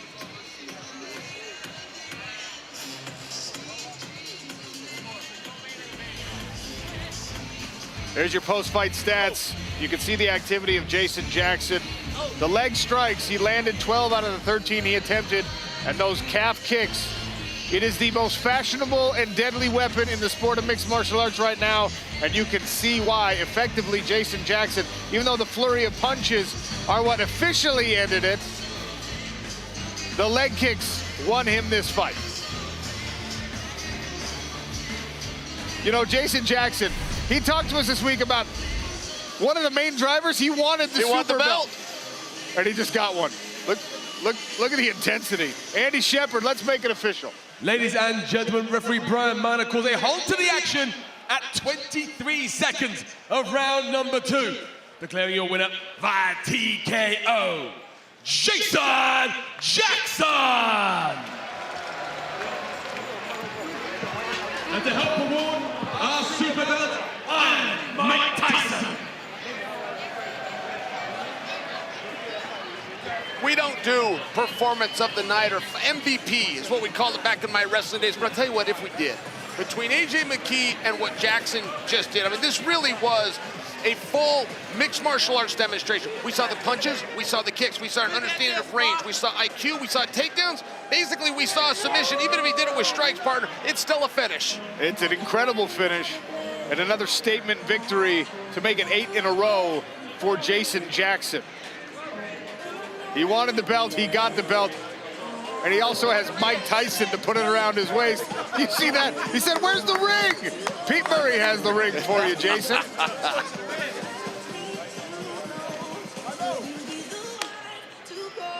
Pretty cool moment. An athlete, a fighter will put his life on hold. He will sacrifice, he will give up so many things to get a piece of hardware like that. It's a tremendous moment in a fighter's life. Iron Mike offers his congratulations, as does Don Davis, Ray Sefo, and Dan Hardy has the winner. Ladies and gentlemen, I'm here with your winner, Jason Jackson. Have I ever seen a man so happy to receive a belt like that before? You are just glowing right now. That was a big motivating factor for you, wasn't it?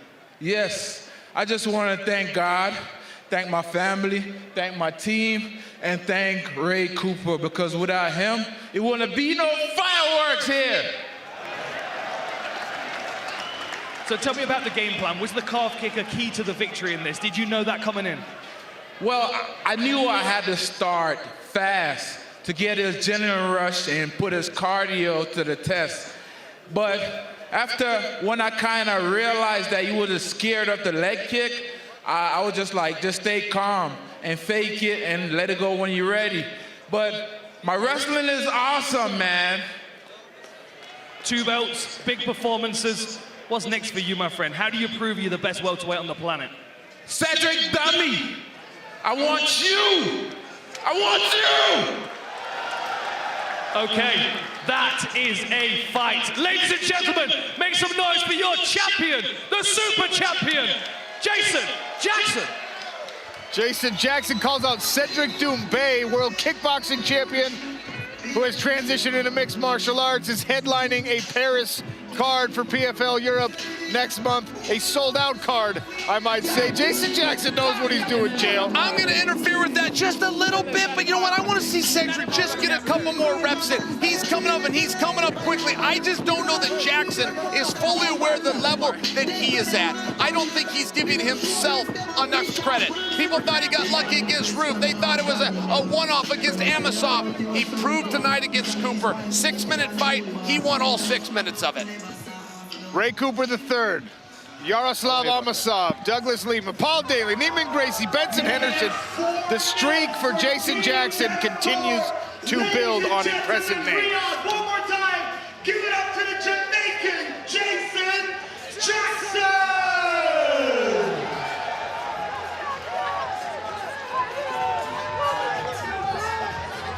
And Riyadh, he's on his way right now to seize the throne for Team Bellator, Jason Jackson!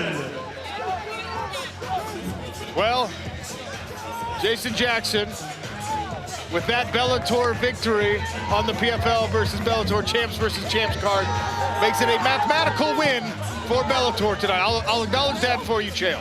Hey, one thing down. We got 3 things to settle tonight. We got a heavyweight championship to figure out, which is, by definition, going to also tell us what is next for Francis Ngannou. And by the way, a little credit to Francis. Did you see how he did this whole thing? He comes in and he declared himself the #1 contender. Like, we've seen champions say who they'll fight before. We've never seen a contender who's yet to do it to say, you two studs fight, I'll take on the winner. It was excellently done by the Predator. Well, when you're the baddest man on the planet, you carry that kind of weight.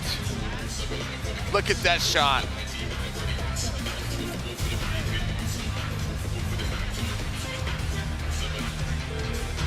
Last year, the Professional Fighters League launched PFL Europe, a smashing success. We're here tonight for this special PFL Champs versus Bellator Champs card because the PFL purchased Bellator. The acquisition happened, and there's more. Bellator Champions Series is one of the new PFL series that will launch in 2024.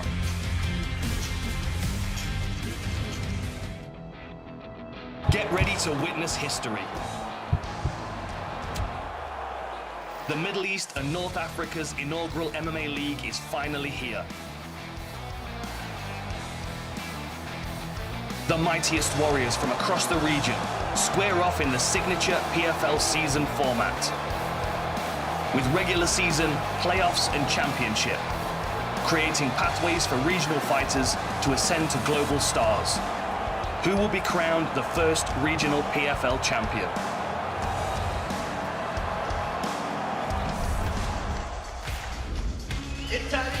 It is now official. The inaugural PFL MENA season begins April 26th right here in Riyadh. Another piece to the PFL global puzzle as Professional Fighters League builds a Champions League of mixed martial arts.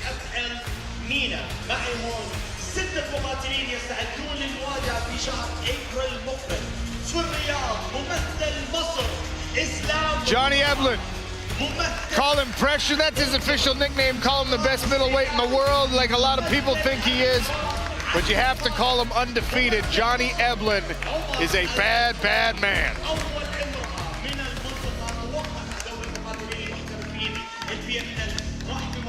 Impa Kasanganay putting the final touches on his warm-up with Delano Taylor, friend and training partner. 2023 PFL light heavyweight champion. 5 fights, 5 wins for him in 2023. This is his 6th fight in less than 365 days. Impa back down at middleweight. Impa Kasanganay, 14 pro victories in his career. He's found a new year for finishes here in the PFL. The power of the reigning and defending Bellator middleweight champion, Johnny Eblen. Johnny Pressure's the one to pour it on. Going at 185 in Johnny's so-called weight class. When I claimed that victory, who's the real Bellator champion? I am better than Impa in every facet of the game. I'm just a different animal. Oh! Woke up, gets dropped by the right hand from Eblen. Eblen's going to unload and lands a nice combination. combination. Kasanganay understands the assignment here to take Karen out of this round. Oh, big shot! Isis Marvin Hamlin! There's that left hand that we're talking about. The right hook by Edwards goes down. Johnny Evelyn pulling on the pressure and the crowd is deep down. Looking fatigued. He's looking very fatigued. He's got it. He's got it in tight. I don't care if I'm tired, I don't care if I'm sick, I don't care if I'm hurt. I'm on a path. I think I'm one of the best in the world, if not the best. One more time, give it up to the superstars of PFL Vida! Just some of our great athletes who will be featured in the new regional league, PFL MENA, Middle East, North Africa, a talent-rich region, continuing to grow a talent base, who of course will look to find their way through a PFL MENA regional season and eventually onto the PFL global roster.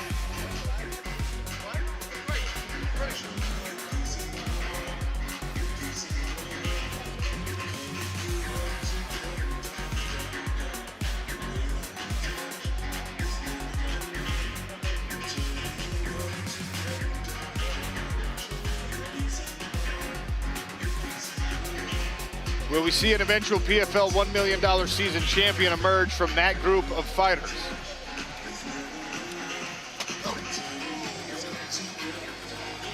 Maybe. Kingdom Arena, our beautiful outdoor setup here. Open air, perfect weather. 2 more incredible matchups on the docket.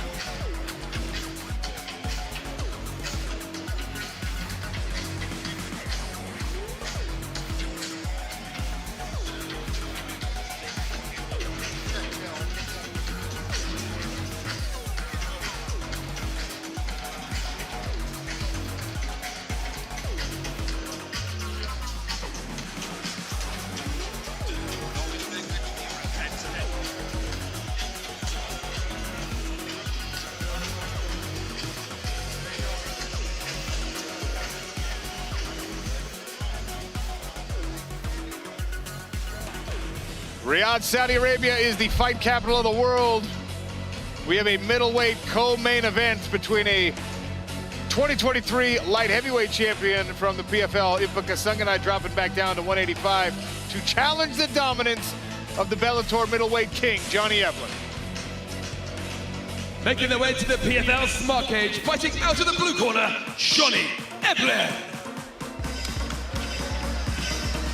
Well, we might have one piece of business done, but we got several more to go. And guys, I do want to share something with you. I was a little bit worried. I mean, look, Impa is as dangerous of an opponent as you get, and there's a lot of things going into this fight that lend towards an upset coming. I can get to those in a moment. One thing about Evelyn, I thought perhaps he would have an extra pressure on him because of the flags, because of the standing. That pressure is now removed. He's going to be able to go and flow and fight a little bit. I personally did not know that Evelyn is as good as it turns out he is. A wrestler at Missouri, but also a very fine kickboxer. And in the red corner, Impa Kasanganay.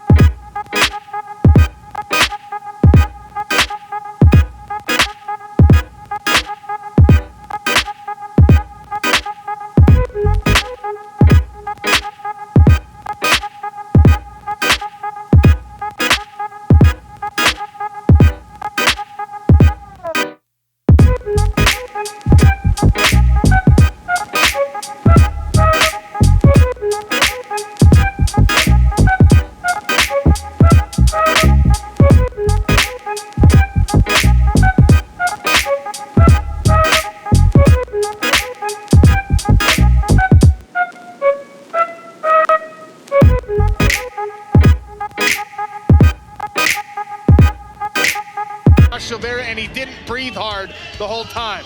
There's Impa Kasanganay and Johnny Evelyn, and the tail of the tape says Johnny is 2 years older, 1 inch taller, has a reach advantage of 1 inch on both arms and legs.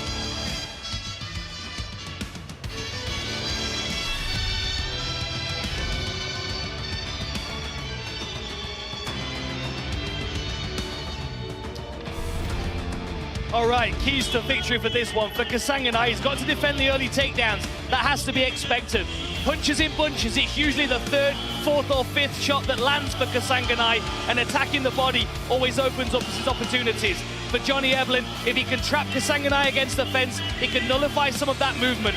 Punching into his takedowns will make it easier to get that clinch, and the body lock takedowns, when he can keep returning his opponent to the mat, is when he is at his most exhausting.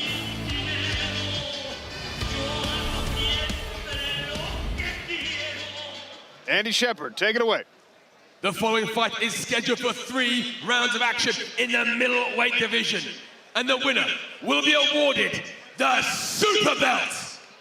Introducing first, fighting out of the blue corner and representing Bellator.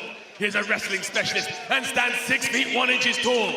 He weighed in officially at 185.5 pounds and holds a perfect undefeated record of 17 victories and no defeats. Fighting out of Coconut Creek, Florida by way of Kansas City, Missouri, he is the reigning Bellator middleweight champion, Johnny Pressure Eblin. And his opponent fighting out of the red corner and representing PFL. He is a striking specialist and stands 6 feet tall. He weighed in officially at 185.8 pounds and holds a record of 15 wins and 3 losses. Fighting out of Deerfield Beach, Florida, he is the 2023 PFL Light Heavyweight Champion, Chilobo Impa Kasanganay.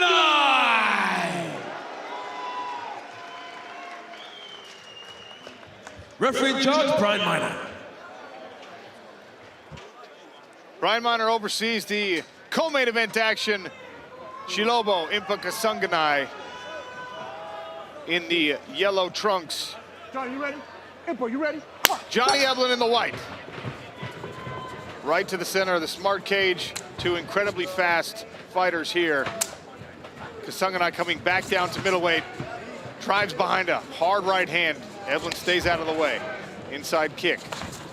The thing I like about the way that Kasanganay moves forward is as he's punching left to right, he's bringing his feet with him, which means that when people level change, they level change onto square hips, making it a lot more difficult. Oh, that's a nice single leg. Look at that. Single leg and turns the corner. Look at that. Eblin heavy on the legs. But let's see what Impa's going to do here, guys. Something tells me he's going to do whatever effort and work as hard as it takes to get back up to his feet. And that does change things. A wrestler's got to have a couple of moments on top just to catch his breath. And this is something that was so interesting about his championship bout. Impa Kasanganay was able to defend these takedown attempts. Now, it was Josh Silveira, not Johnny Eblin, but he defended them and never really got fatigued, never got worn out by it, and continued to explode in these situations. There he works back to an underhook and goes chest to chest. He's not all the way out of trouble yet, but he's on his feet. Notice this frame. Everything's right here. Everything's right here by Impa. He did a great job there of digging that underhook back into place.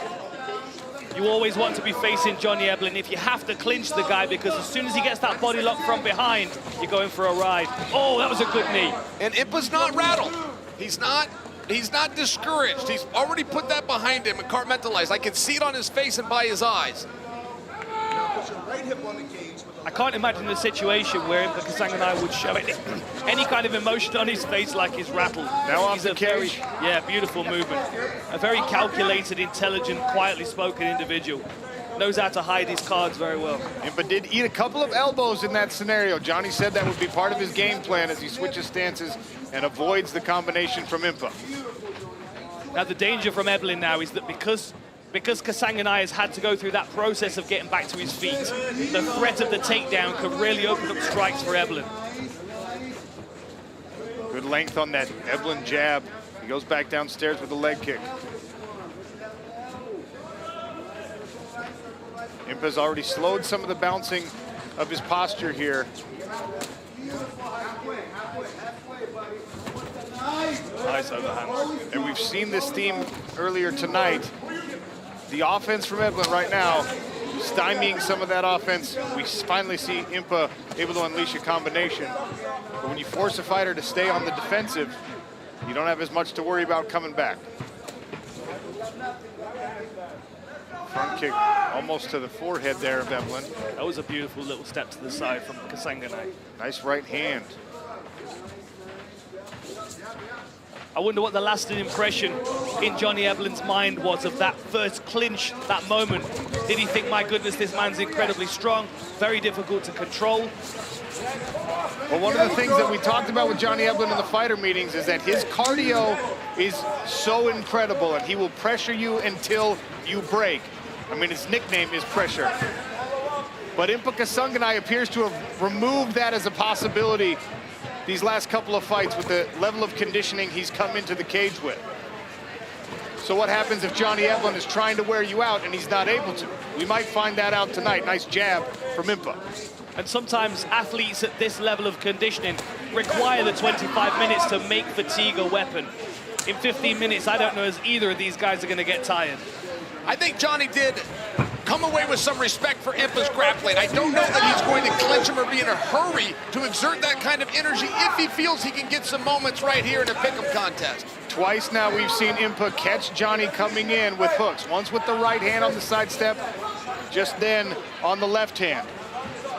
Both fighters starting to get reads off one another.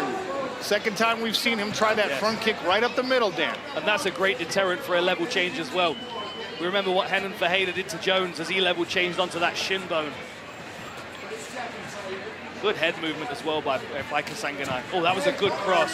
Beautiful right hand there from Johnny Eblen. Good level change underneath the jab there from Impa. Impa's starting to get comfortable, fellas. Yeah, he's starting to loosen up a little bit. He really is. That was beautiful a nice body shot, straight right. Uppercut, traded for a right hand. Hey, Impa's about to steal this round. Johnny's got about 10 seconds here to do something fast and leave with the judges. Nice check hook again. Impa now with the pressure. And then he turns that angle. Flying knee attempt there from Impa. He might have just stolen that round, guys. Yeah. Wow. Lovely movement in the pocket. Jill, important that you say that. Might have stolen that round because Johnny Eblen at 14-0 says, I win every second, every exchange, every minute of a fight. I haven't lost a round. Confidence and your perception of a fight, especially a 3-rounder where you don't have as much time to figure it out. All that matters. Impa trying to steal it. He knows there's not a lot of time left. Look, I'm not saying it landed or hurt him. I'm saying what did impress the judges. Impa began to take over that round. Even had a body shot or two. He was also gaining ground, right? Perspective number one is damage, but number two is control. He was starting to take control. Look, that's a really close round. I bring that to you because what is the math they're doing now? Is Eblen gonna try to clinch and get him back down? Or is Impa finally gotten comfortable and starts to understand the range? It's gonna be very telling in round two.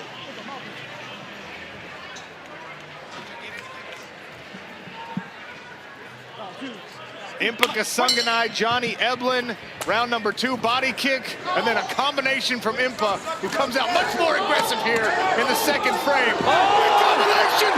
Impa drops Eblen! Eblen trying to wrestle out of it here, grabs onto that single leg. Impa heavy on the sprawl, got that chin strap. Got to free himself from that body lock, though. Eblen's still dangerous even when he's rocked. Beautiful. Oh, Impa with another uppercut. Finished with the uppercut, and now he's got the neck of Johnny Eblen and is cranking. Impa Kasanganay, furious start to round 2. Wobbles Eblen. He's got Eblen on the back foot here early. Beautiful slip to a body shot. Nice level change by Eblen, though. This is going to buy him a moment. But if Kasanganay can get free here, that could really shake the confidence of the undefeated fighter. Remember, elbows are allowed here, so Johnny Eblen's going to have to be careful about keeping his head out on the side. Impa tried the flying knee as deterrent to this wrestle. Little Uriah Faber knee there. He doesn't like it. Stay heavy. Good job. This is exhausting as well. And look at Eblen's toes. He's only just postured into a position where he can start to now be offensive. And look at the way that his chest is heaving as his body. I mean, that's not a good wrestling posture.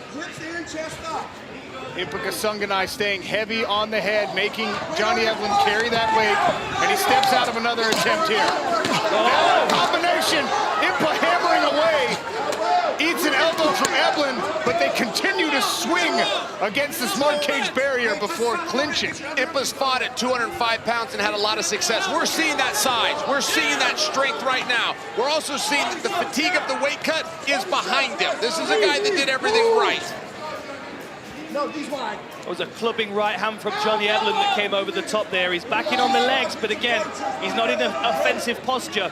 He's in a hold on and gather my senses posture right now. And if Kasanganay can start to use some of these chopping elbows, these Travis Brown elbows into the side of the head, that could really force Eblen to start to move. Elevation here. Johnny Eblen got both feet off the ground for Impa for just a second, but there's that chopping elbow again.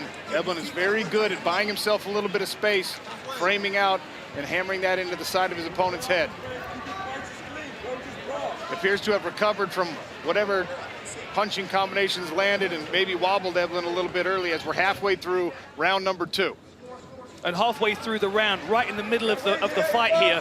So we go back to what Mr. Sonnen was saying a moment ago. If Kasanganay won the end of that last round and stole it on the scorecards, what is this round looking like on the scorecards as well? I know, of course, he's in a defensive position here, but very little scoring is being done by Eblen. Johnny loves that suplex. Impa can't give him the belly to back, and he knows it, trying to grab a Kimura grip on Johnny Eblen's left arm. My biggest comment to what we're seeing right now by Eblen is good for him. He did not get frustrated with the takedowns. Even though he hasn't done a lot to secure them, he's going back to them. He's going back to what he knows well. He's trying to win this fight. And you'll see many guys, they check out early. Eblen is still in this contest. Absolutely. He's not undefeated for a reason. He knows how to win fights, even when he's on the back foot like he was against Fabian Edwards. He knows how to recover. This is not a good position for Impa. He could potentially be caught in a twister here. I know we don't see them very often, but Eblen's got the right control on that right wrist of Impa Kasanganay. Impa's going to try and get his left hip elevated. Johnny Eblen rides over. And the thing is, this marauding, mauling style that Eblen's got, you don't even have to be fully conscious to be able to do it. He's working on instinct a lot of the time here. 1 minute left in round number 2. A very interesting frame so far. Can Eblen use this last minute to really score some points? Because the early part of this round was all Impa Kasanganay, was just going for the lockdown here with those arms.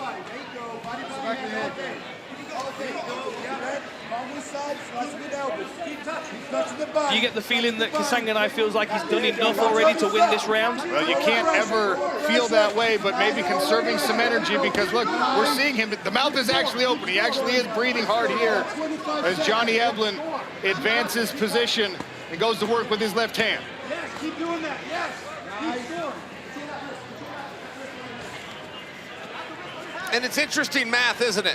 Whether he thinks he's done enough and that's why he's conserving, or if he realizes I've got to win the next one and therefore I need to conserve. So it's always interesting to hear the corners speak in between rounds. Johnny Eblen finishes round 2 on top. There's Impa's family. His family surprised him by coming here. An incredible story, inspirational story, the American dream in the Kasanganay family as we look at these replays. Look at the fast hands of Impa Kasanganay, as well as the head movement. We can't understate the effectiveness of his ability to move his head out of the way, even in these pockets when he's trading, landing power shots. I mean, any one of those fights could have been a fight ender. Just not quite landing clean enough to put Eblen down. A beautiful uppercut, really well timed there. That to me seemed like the most consequential of all of the shots in that round. And here's a takedown attempt here from Eblen, who scrambles and scrambles to keep a hold of Impa Kasanganay, who gets a little bit of space to open up with a flurry. Both of these guys are a little bit labored though here, I'm seeing. They've been working really hard for 10 minutes. And there's the beautiful body lock takedown from Eblen. Clamped onto the back of Kasanganay. He was able to maintain that position for a good part of the rest of that round. What an incredible recovery from Johnny Eblen in the second part of that round. But again, was it enough to sway the judges in his favor after being knocked down?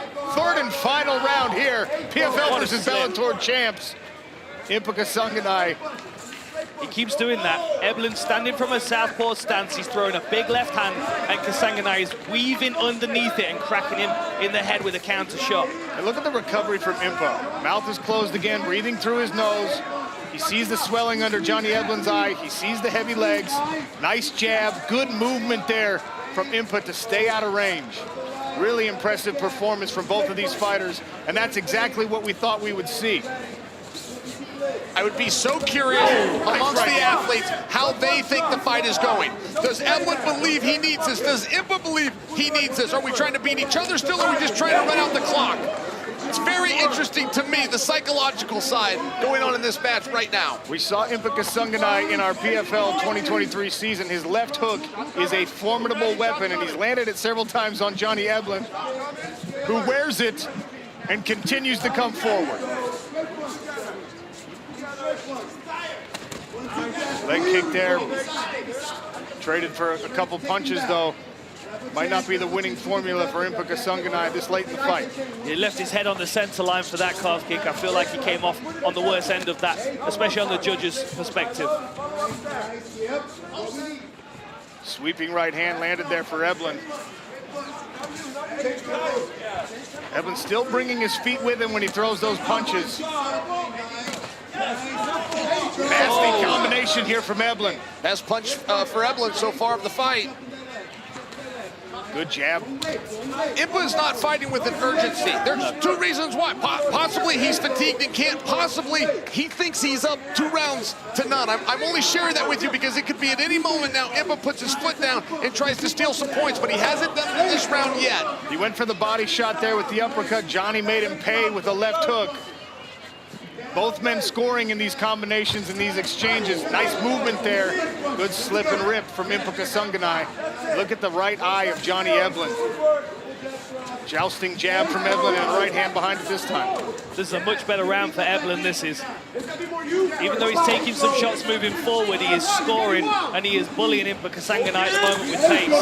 That left hand snuck through. Now Impa offers one back and circles out. Impa on the back foot right now. Johnny Eblen, this is the pressure that he talked about. Yep, you're seeing that conditioning. You can see it on his face. You can see it by the way he's breathing. Eblen is back into the contest. More than halfway through the round, right around 2 minutes left. I love that rollout that he's doing underneath the right hand. He's used it several times already in this fight.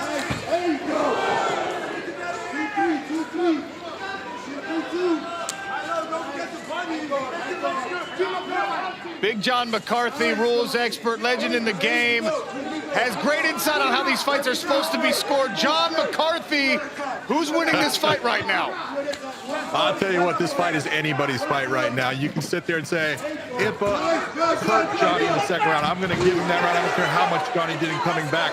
But the first round I was going to give to Johnny Eblen. So right now, this is anybody's fight. And a huge takedown here with 90 seconds remaining in round number 3 in a razor-close fight. The wrestling for Eblen really comes into play, controlling that bottom leg of Impa Kasanganay. He's got to find a way to get that back to the mat if he wants to stand up. Impa was even thinking reversal there. He tried to pull those hips on top. I think he tried to boss that a little bit too much power. This is much better, but he has given his back. He needs to get that left elbow inside the crook of Johnny Eblen's elbow and turn to face him.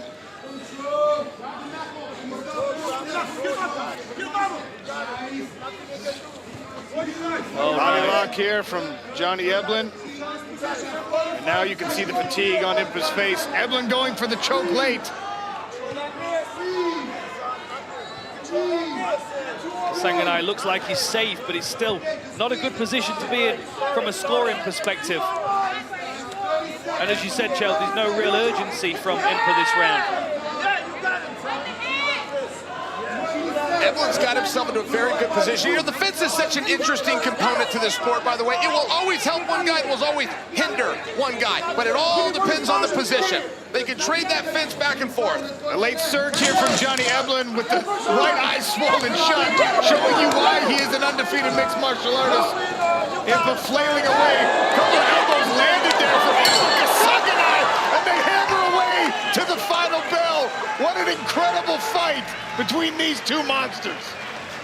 Really fantastic performance from both of them, to be honest. I would love to see 2 more rounds of this one. If these guys ever get a rematch, it's got to be at 25 minutes. Johnny Eblin just got up and looked for reassurance from Mike Brown. Yep. Thumbs up, thumbs down, did I get it? Brown said, yeah, you got it. I don't know how confident either camp can be in this moment, Chael Sonnen, that the scorecards will go in their favor. The only clear round, I think, was 3. I think most people are going to say that 2 was clear to Impa, but no, one is anybody's game, and I'm not sure. Here we go with the hands of Johnny Eblin in this 3rd round. Pushing forward and throwing, taking a few shots, but this is why he's an undefeated champion. He is willing to take risks, to climb his way back into a fight. And look at that beautiful drive there. Kasanganay landing on the floor, taking a deep breath. He looked more tired in 3 rounds against Eblin than he did in 5 rounds against Silveira. That has to say something about Eblin's wrestling. And Eblin told us that would be the case. He said, I go for the finish. I push people to the brink for the entirety of the fight. This fight delivered as promised. And look, I don't know who's going to win. I don't have the official scorecards in front of me. We will find that out in just a second, but I think in context on the world stage, both of these fighters should gain respect from the fans in this fight, regardless who wins, who loses. Yeah, very special. I mean, I got to tell you, just as a side note, Impa is enrolled and starts his first class at Harvard in 2 months. These in overachievers. 2 months, he will be. He's an overachiever, this guy. He grew up on the other side of the tracks, the nice one. His parents who told, the very ones who told him you cannot do sports and stopped him from doing sports in his youth, there they are. They flew 22 hours to support their little boy tonight, and that is awesome. He knew his dad was coming. He did not know that his mother would be here. The family support means everything to Shilobo. Impa Kasanganay fights to make his parents proud. An incredible performance tonight. Look, I don't know if I'm reading that body language right, but maybe he doesn't feel like he won this fight. Sure. I think he might have won this fight. He very much has a chance. If you look at overall, at 15 minutes, who did more? Oh, Johnny Eblin did, but that's not how these are scored. They're scored after each frame. The judges turn those scores into the executive director, so there's no going back. There's no second thoughts. I'm just sharing that. We have some new viewers. It's a simple math equation. One guy gets 10 per round, the other guy gets 9. They're totaling them up now, and they're going to let us know. I do think that Eblin is the right call, by the way. I'm not predicting that it's going to go to Impa. I'm just sharing with you, it could, and it wouldn't be wrong. It was a close first 10 minutes. I'm going to bet that this is a split decision based on the amount of time it is taking. We might even have a draw here. Who knows? Brian Miner calls the fighters to the center of the smart cage. Wait, you're guessing split, but ultimately for who? Just I so think I we know. might see split. Very good. Eblin. Dan and Chael both thought Johnny Eblin did enough. We'll see what the commission judges have to say. Their scorecards are with Andy Shepard.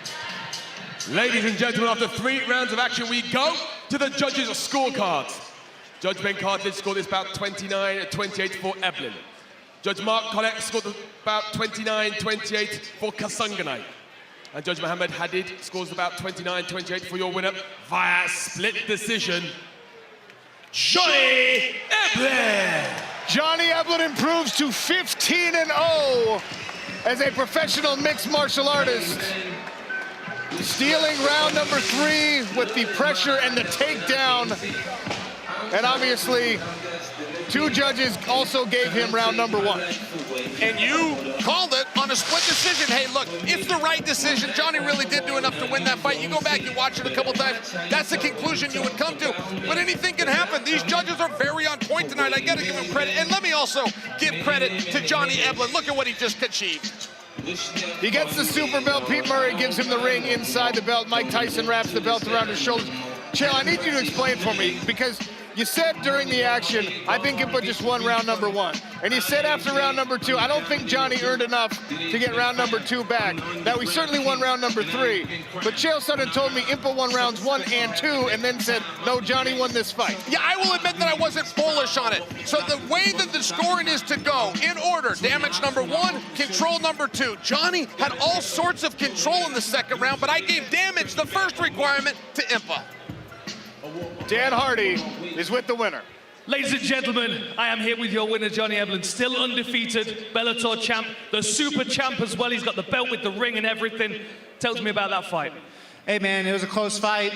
Second round, he caught me, and I had to fucking show up and be a champion. So it is what it is, but sometimes you're gonna get knocked down in life, and you gotta fucking get back up and get back in there and fucking win it. And in that second round where you were taking a few shots, what was going through your mind? Because you were trying to clear your head on the fence, it seemed. Honestly, I was just surviving for a little bit. He caught me pretty good, so I was gathering my wits, and then I was back to dominating the fight. And talk to me about this beautiful belt. It's got a ring on it. Have you ever had a belt with a ring before? Never, and this is gonna hold a special place in my heart, man. This was a tough-ass fight. I'm in fucking Saudi Arabia. Thank you guys are amazing. And fighting in the middle of the desert outside, different time zone, man, this is crazy, bro. I can't believe I'm here right now. Congratulations, my friend. That was a fantastic performance. Ladies and gentlemen, make some noise for the super champ, Johnny Eblen! Johnny Eblen is still undefeated, further solidifying his place as either the top middleweight in the world or on the very, very short list as he celebrates the victory with Iron Mike.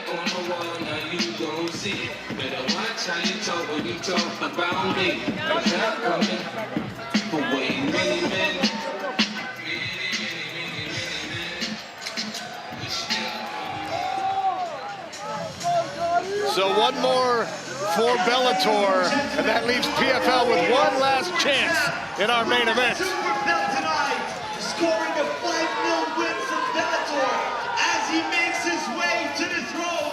Ladies and gentlemen, Riyadh, give it up to Johnny Eblen! Look at this, come on. This production is second to none. Look at him, he's on his throne. I gotta tell you, I'm so envious right now.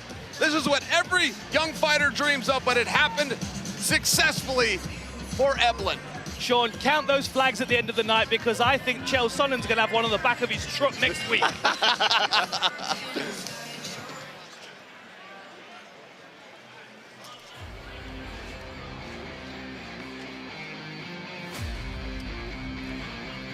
Renan Ferreira, 6 feet 8 inches, 2023 PFL heavyweight champion. 10 knockouts to his credit, ready to take on the toughest opponent of his career.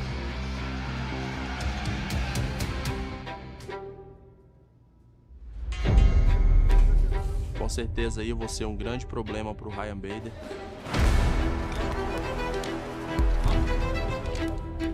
Ryan Bader is a very tough opponent, experienced champion as well, like him. You see, Renan's power can knock everyone out. Ah, com certeza. Eu sou cara que tem um estilo muito agressivo, eu sou nocauteador nato, já mostrei isso. Não só uma vez, mas 6, 7 vezes que eu já nocauteei no PFL.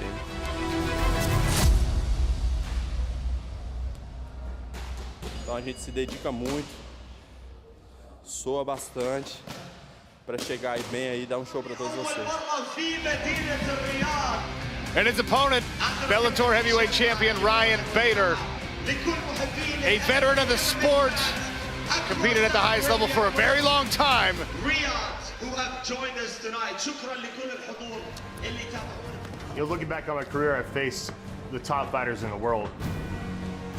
Lyoto Machida, Rampage, Fedor twice, Rashad Evans, Glover Teixeira. I feel like that's one of the differences in this fight coming up.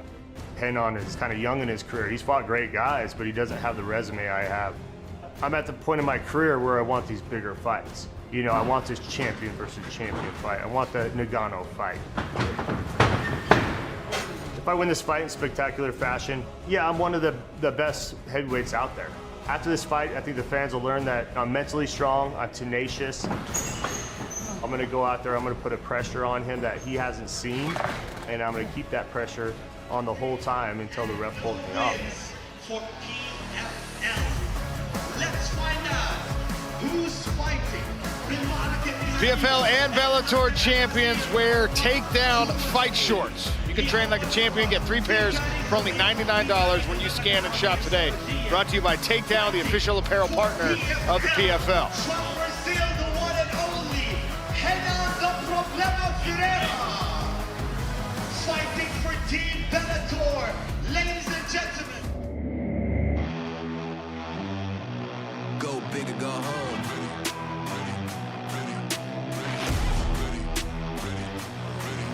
Yeah. Oh, Ferreira knocks down Gonzalez. Problema with the championship. Oh, and the right hand, Darth Vader cemented his legacy.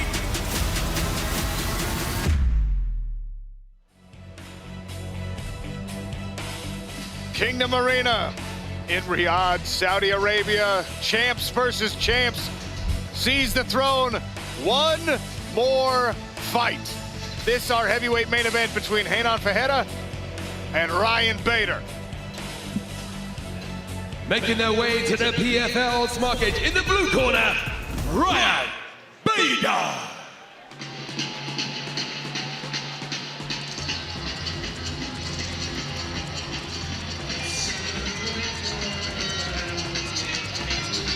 There's the captain of the Bellator team.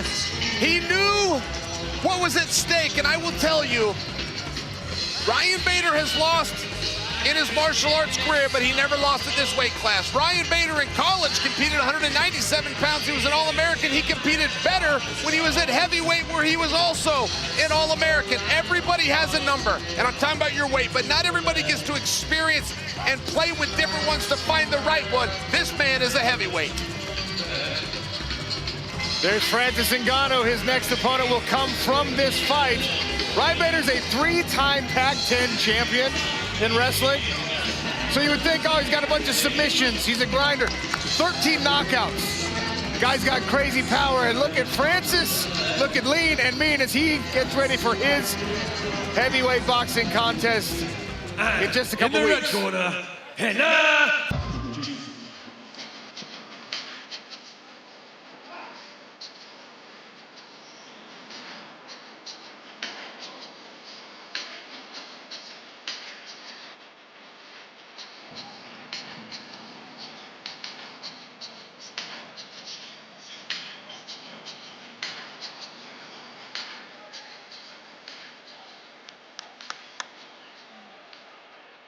Andy Shepard, one more time tonight. Ladies and gentlemen, Riyadh, Saudi Arabia. We have arrived at our main event of the evening, and the world is watching. 3 rounds of action in the heavyweight division, and the winner will be awarded the Super Belt. Introducing first, fighting out of the blue corner and representing Bellator. He's a wrestling specialist and stands 6 feet 2 inches tall. He weighed in officially at 231.1 pounds, and in 39 fights has amassed a record of 31 wins, 7 losses, and 1 no contest. Fighting out of Gilbert, Arizona, he is the reigning Bellator heavyweight champion, Ryan the Bader!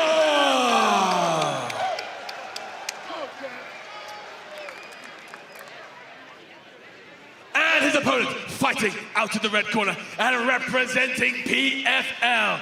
He is a jiu-jitsu and boxing specialist and stands 6 feet 8 inches tall. He weighed in officially at 263.2 pounds and holds a professional record of 12 victories, 3 defeats, and 3 no contests. 10 wins coming by way of knockout. Fighting at the Porangatu, Brazil, he is the 2023 PFL Heavyweight Champion, Problema Ferreira. Your referee in charge, Kerry Hartley. One quick look at our tail of the tape so you can see the size disparity between these two heavyweights. Reina Ferreira, 6 feet 8 inches tall, and look at that, 11-inch reach advantage on the arms and 9 inches on the legs, favoring Problema. Ryan Bader in the white trunks, Bellator heavyweight champion. Problema, Reina Ferreira in the yellow. I am on the edge of my seat for this one. I just don't know which way it's going to go. Is Bader going to level change onto a shin bone or a knee, or is he going to be... The end of the fight! Reina Ferreira in the opening moment! Wow!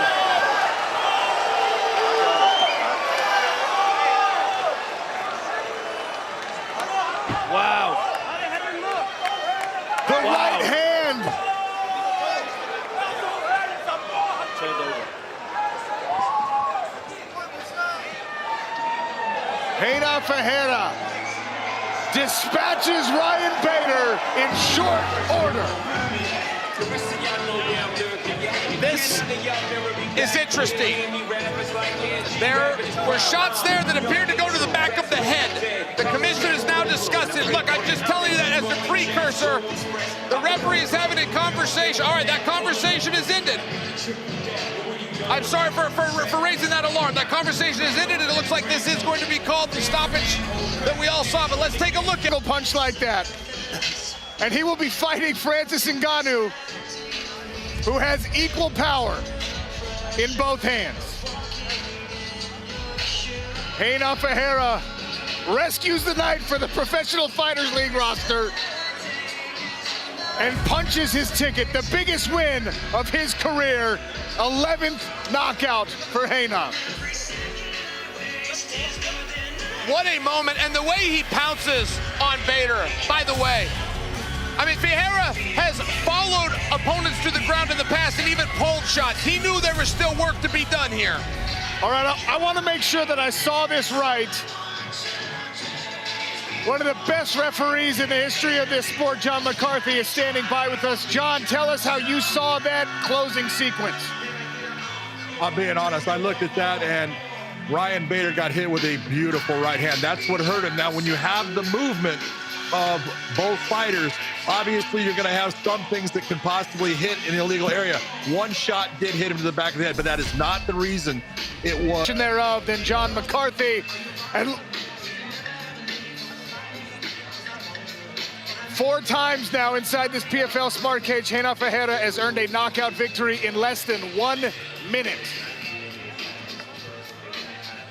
We'll make this official with Andy Shepard.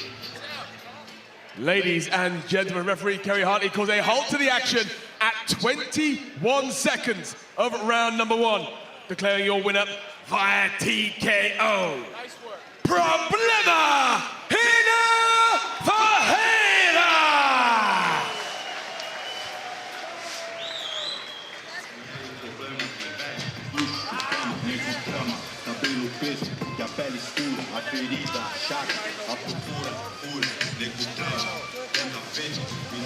There's Francis Ngannou. He was watching this fight very closely. He did not have to watch for very long. Look at that, Mike Tyson, Iron Mike, dwarfed by Problema. Mike Tyson is a big man. I would like to see that face-off between Francis and Problema. I mean, just a visual. I would just like to see, those are 2 very impressive men. And what we've got here, when that matchup happens, it is proof of the evolution of the sport. Not necessarily just the evolution of the skill set in the sport, the techniques in the sport, which we saw on display tonight with some calf kicks. But athletes like these 2 individuals were not always in mixed martial arts. 20 years ago, you did not have guys who would be professional football players, professional basketball players, professional rugby players, whatever. You didn't have those kinds of bodies in the sport all that often. Now they're everywhere, and we have two of them, well, more than two of them, but these two under the same roof in the Professional Fighters League.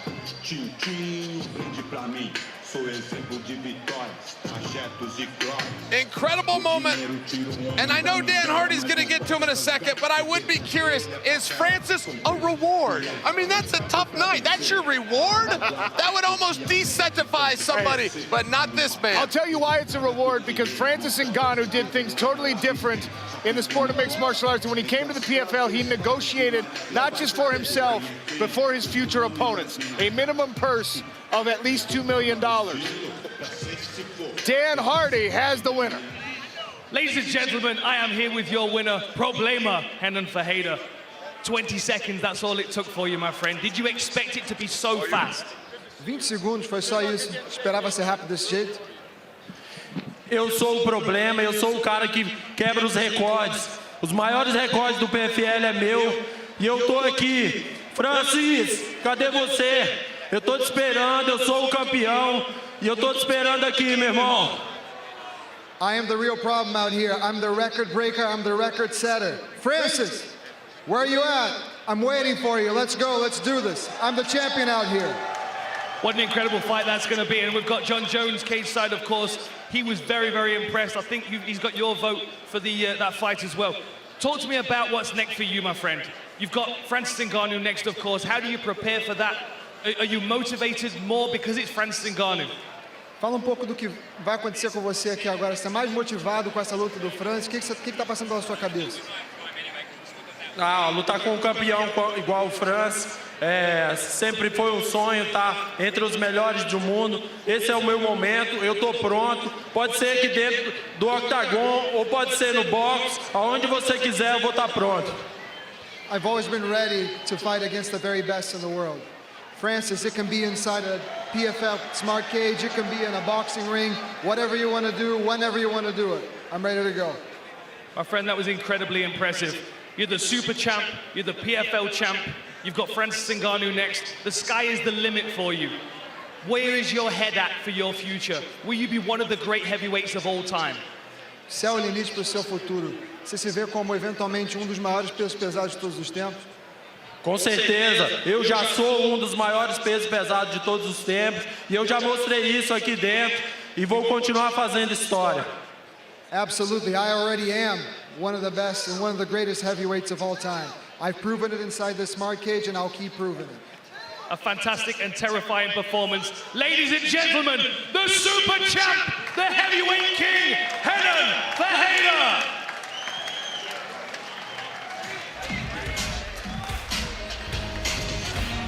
What a night in the Kingdom of Saudi Arabia. History made.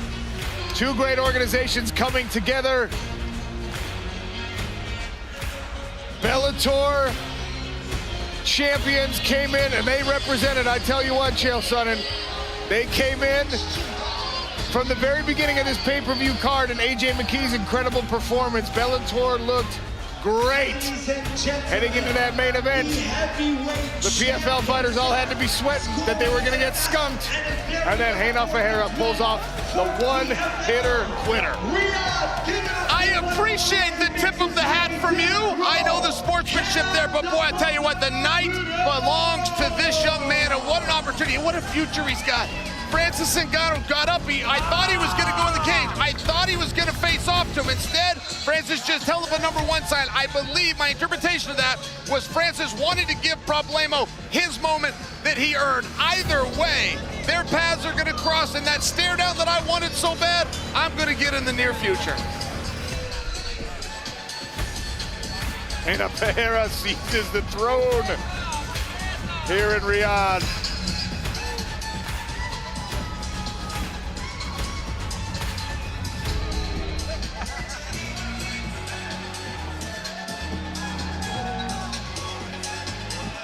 Renan Ferreira and all of the champions wear takedown fight shorts. Train like a champion, 3 pairs, $99. Just scan that QR code, shop today. Brought to you by Takedown, the official partner of the PFL. Here's your takedown of the night. Johnny Eblen This takedown won Johnny Eblen a very close fight. Champions do what champions do. He gritted it out, gets the job done with the takedown. Former University of Missouri wrestler, victorious and still undefeated. There's the belt holders inside the PFL Smart Cage. Historic evening for the sport. Incredible work by those Bellator champions. كل اللي حضروا معانا اليوم صراحة كانت بطولة خرافية، بطولة عالمية شاهدها ملايين الناس من جميع أنحاء العالم. حاب أشكر وأبارك لكل الفائزين وكل المقاتلين اللي تواجدوا معانا اليوم. An incredible night of fights. The first ever major mixed martial arts event in the Kingdom of Saudi Arabia. The first ever women's MMA fight in Saudi Arabia. The first time two great organizations have put their championship reputations on the line. We had an incredible evening. Well done to Team PFL. For Amanda Guerra, Josh Thompson, John McCarthy, Randy Couture, Dan Hardy, Andy Shepard, Chael Sonnen, I am Sean O'Connell. Thank you for being with us. Thank you, Kingdom of Saudi Arabia. Good night.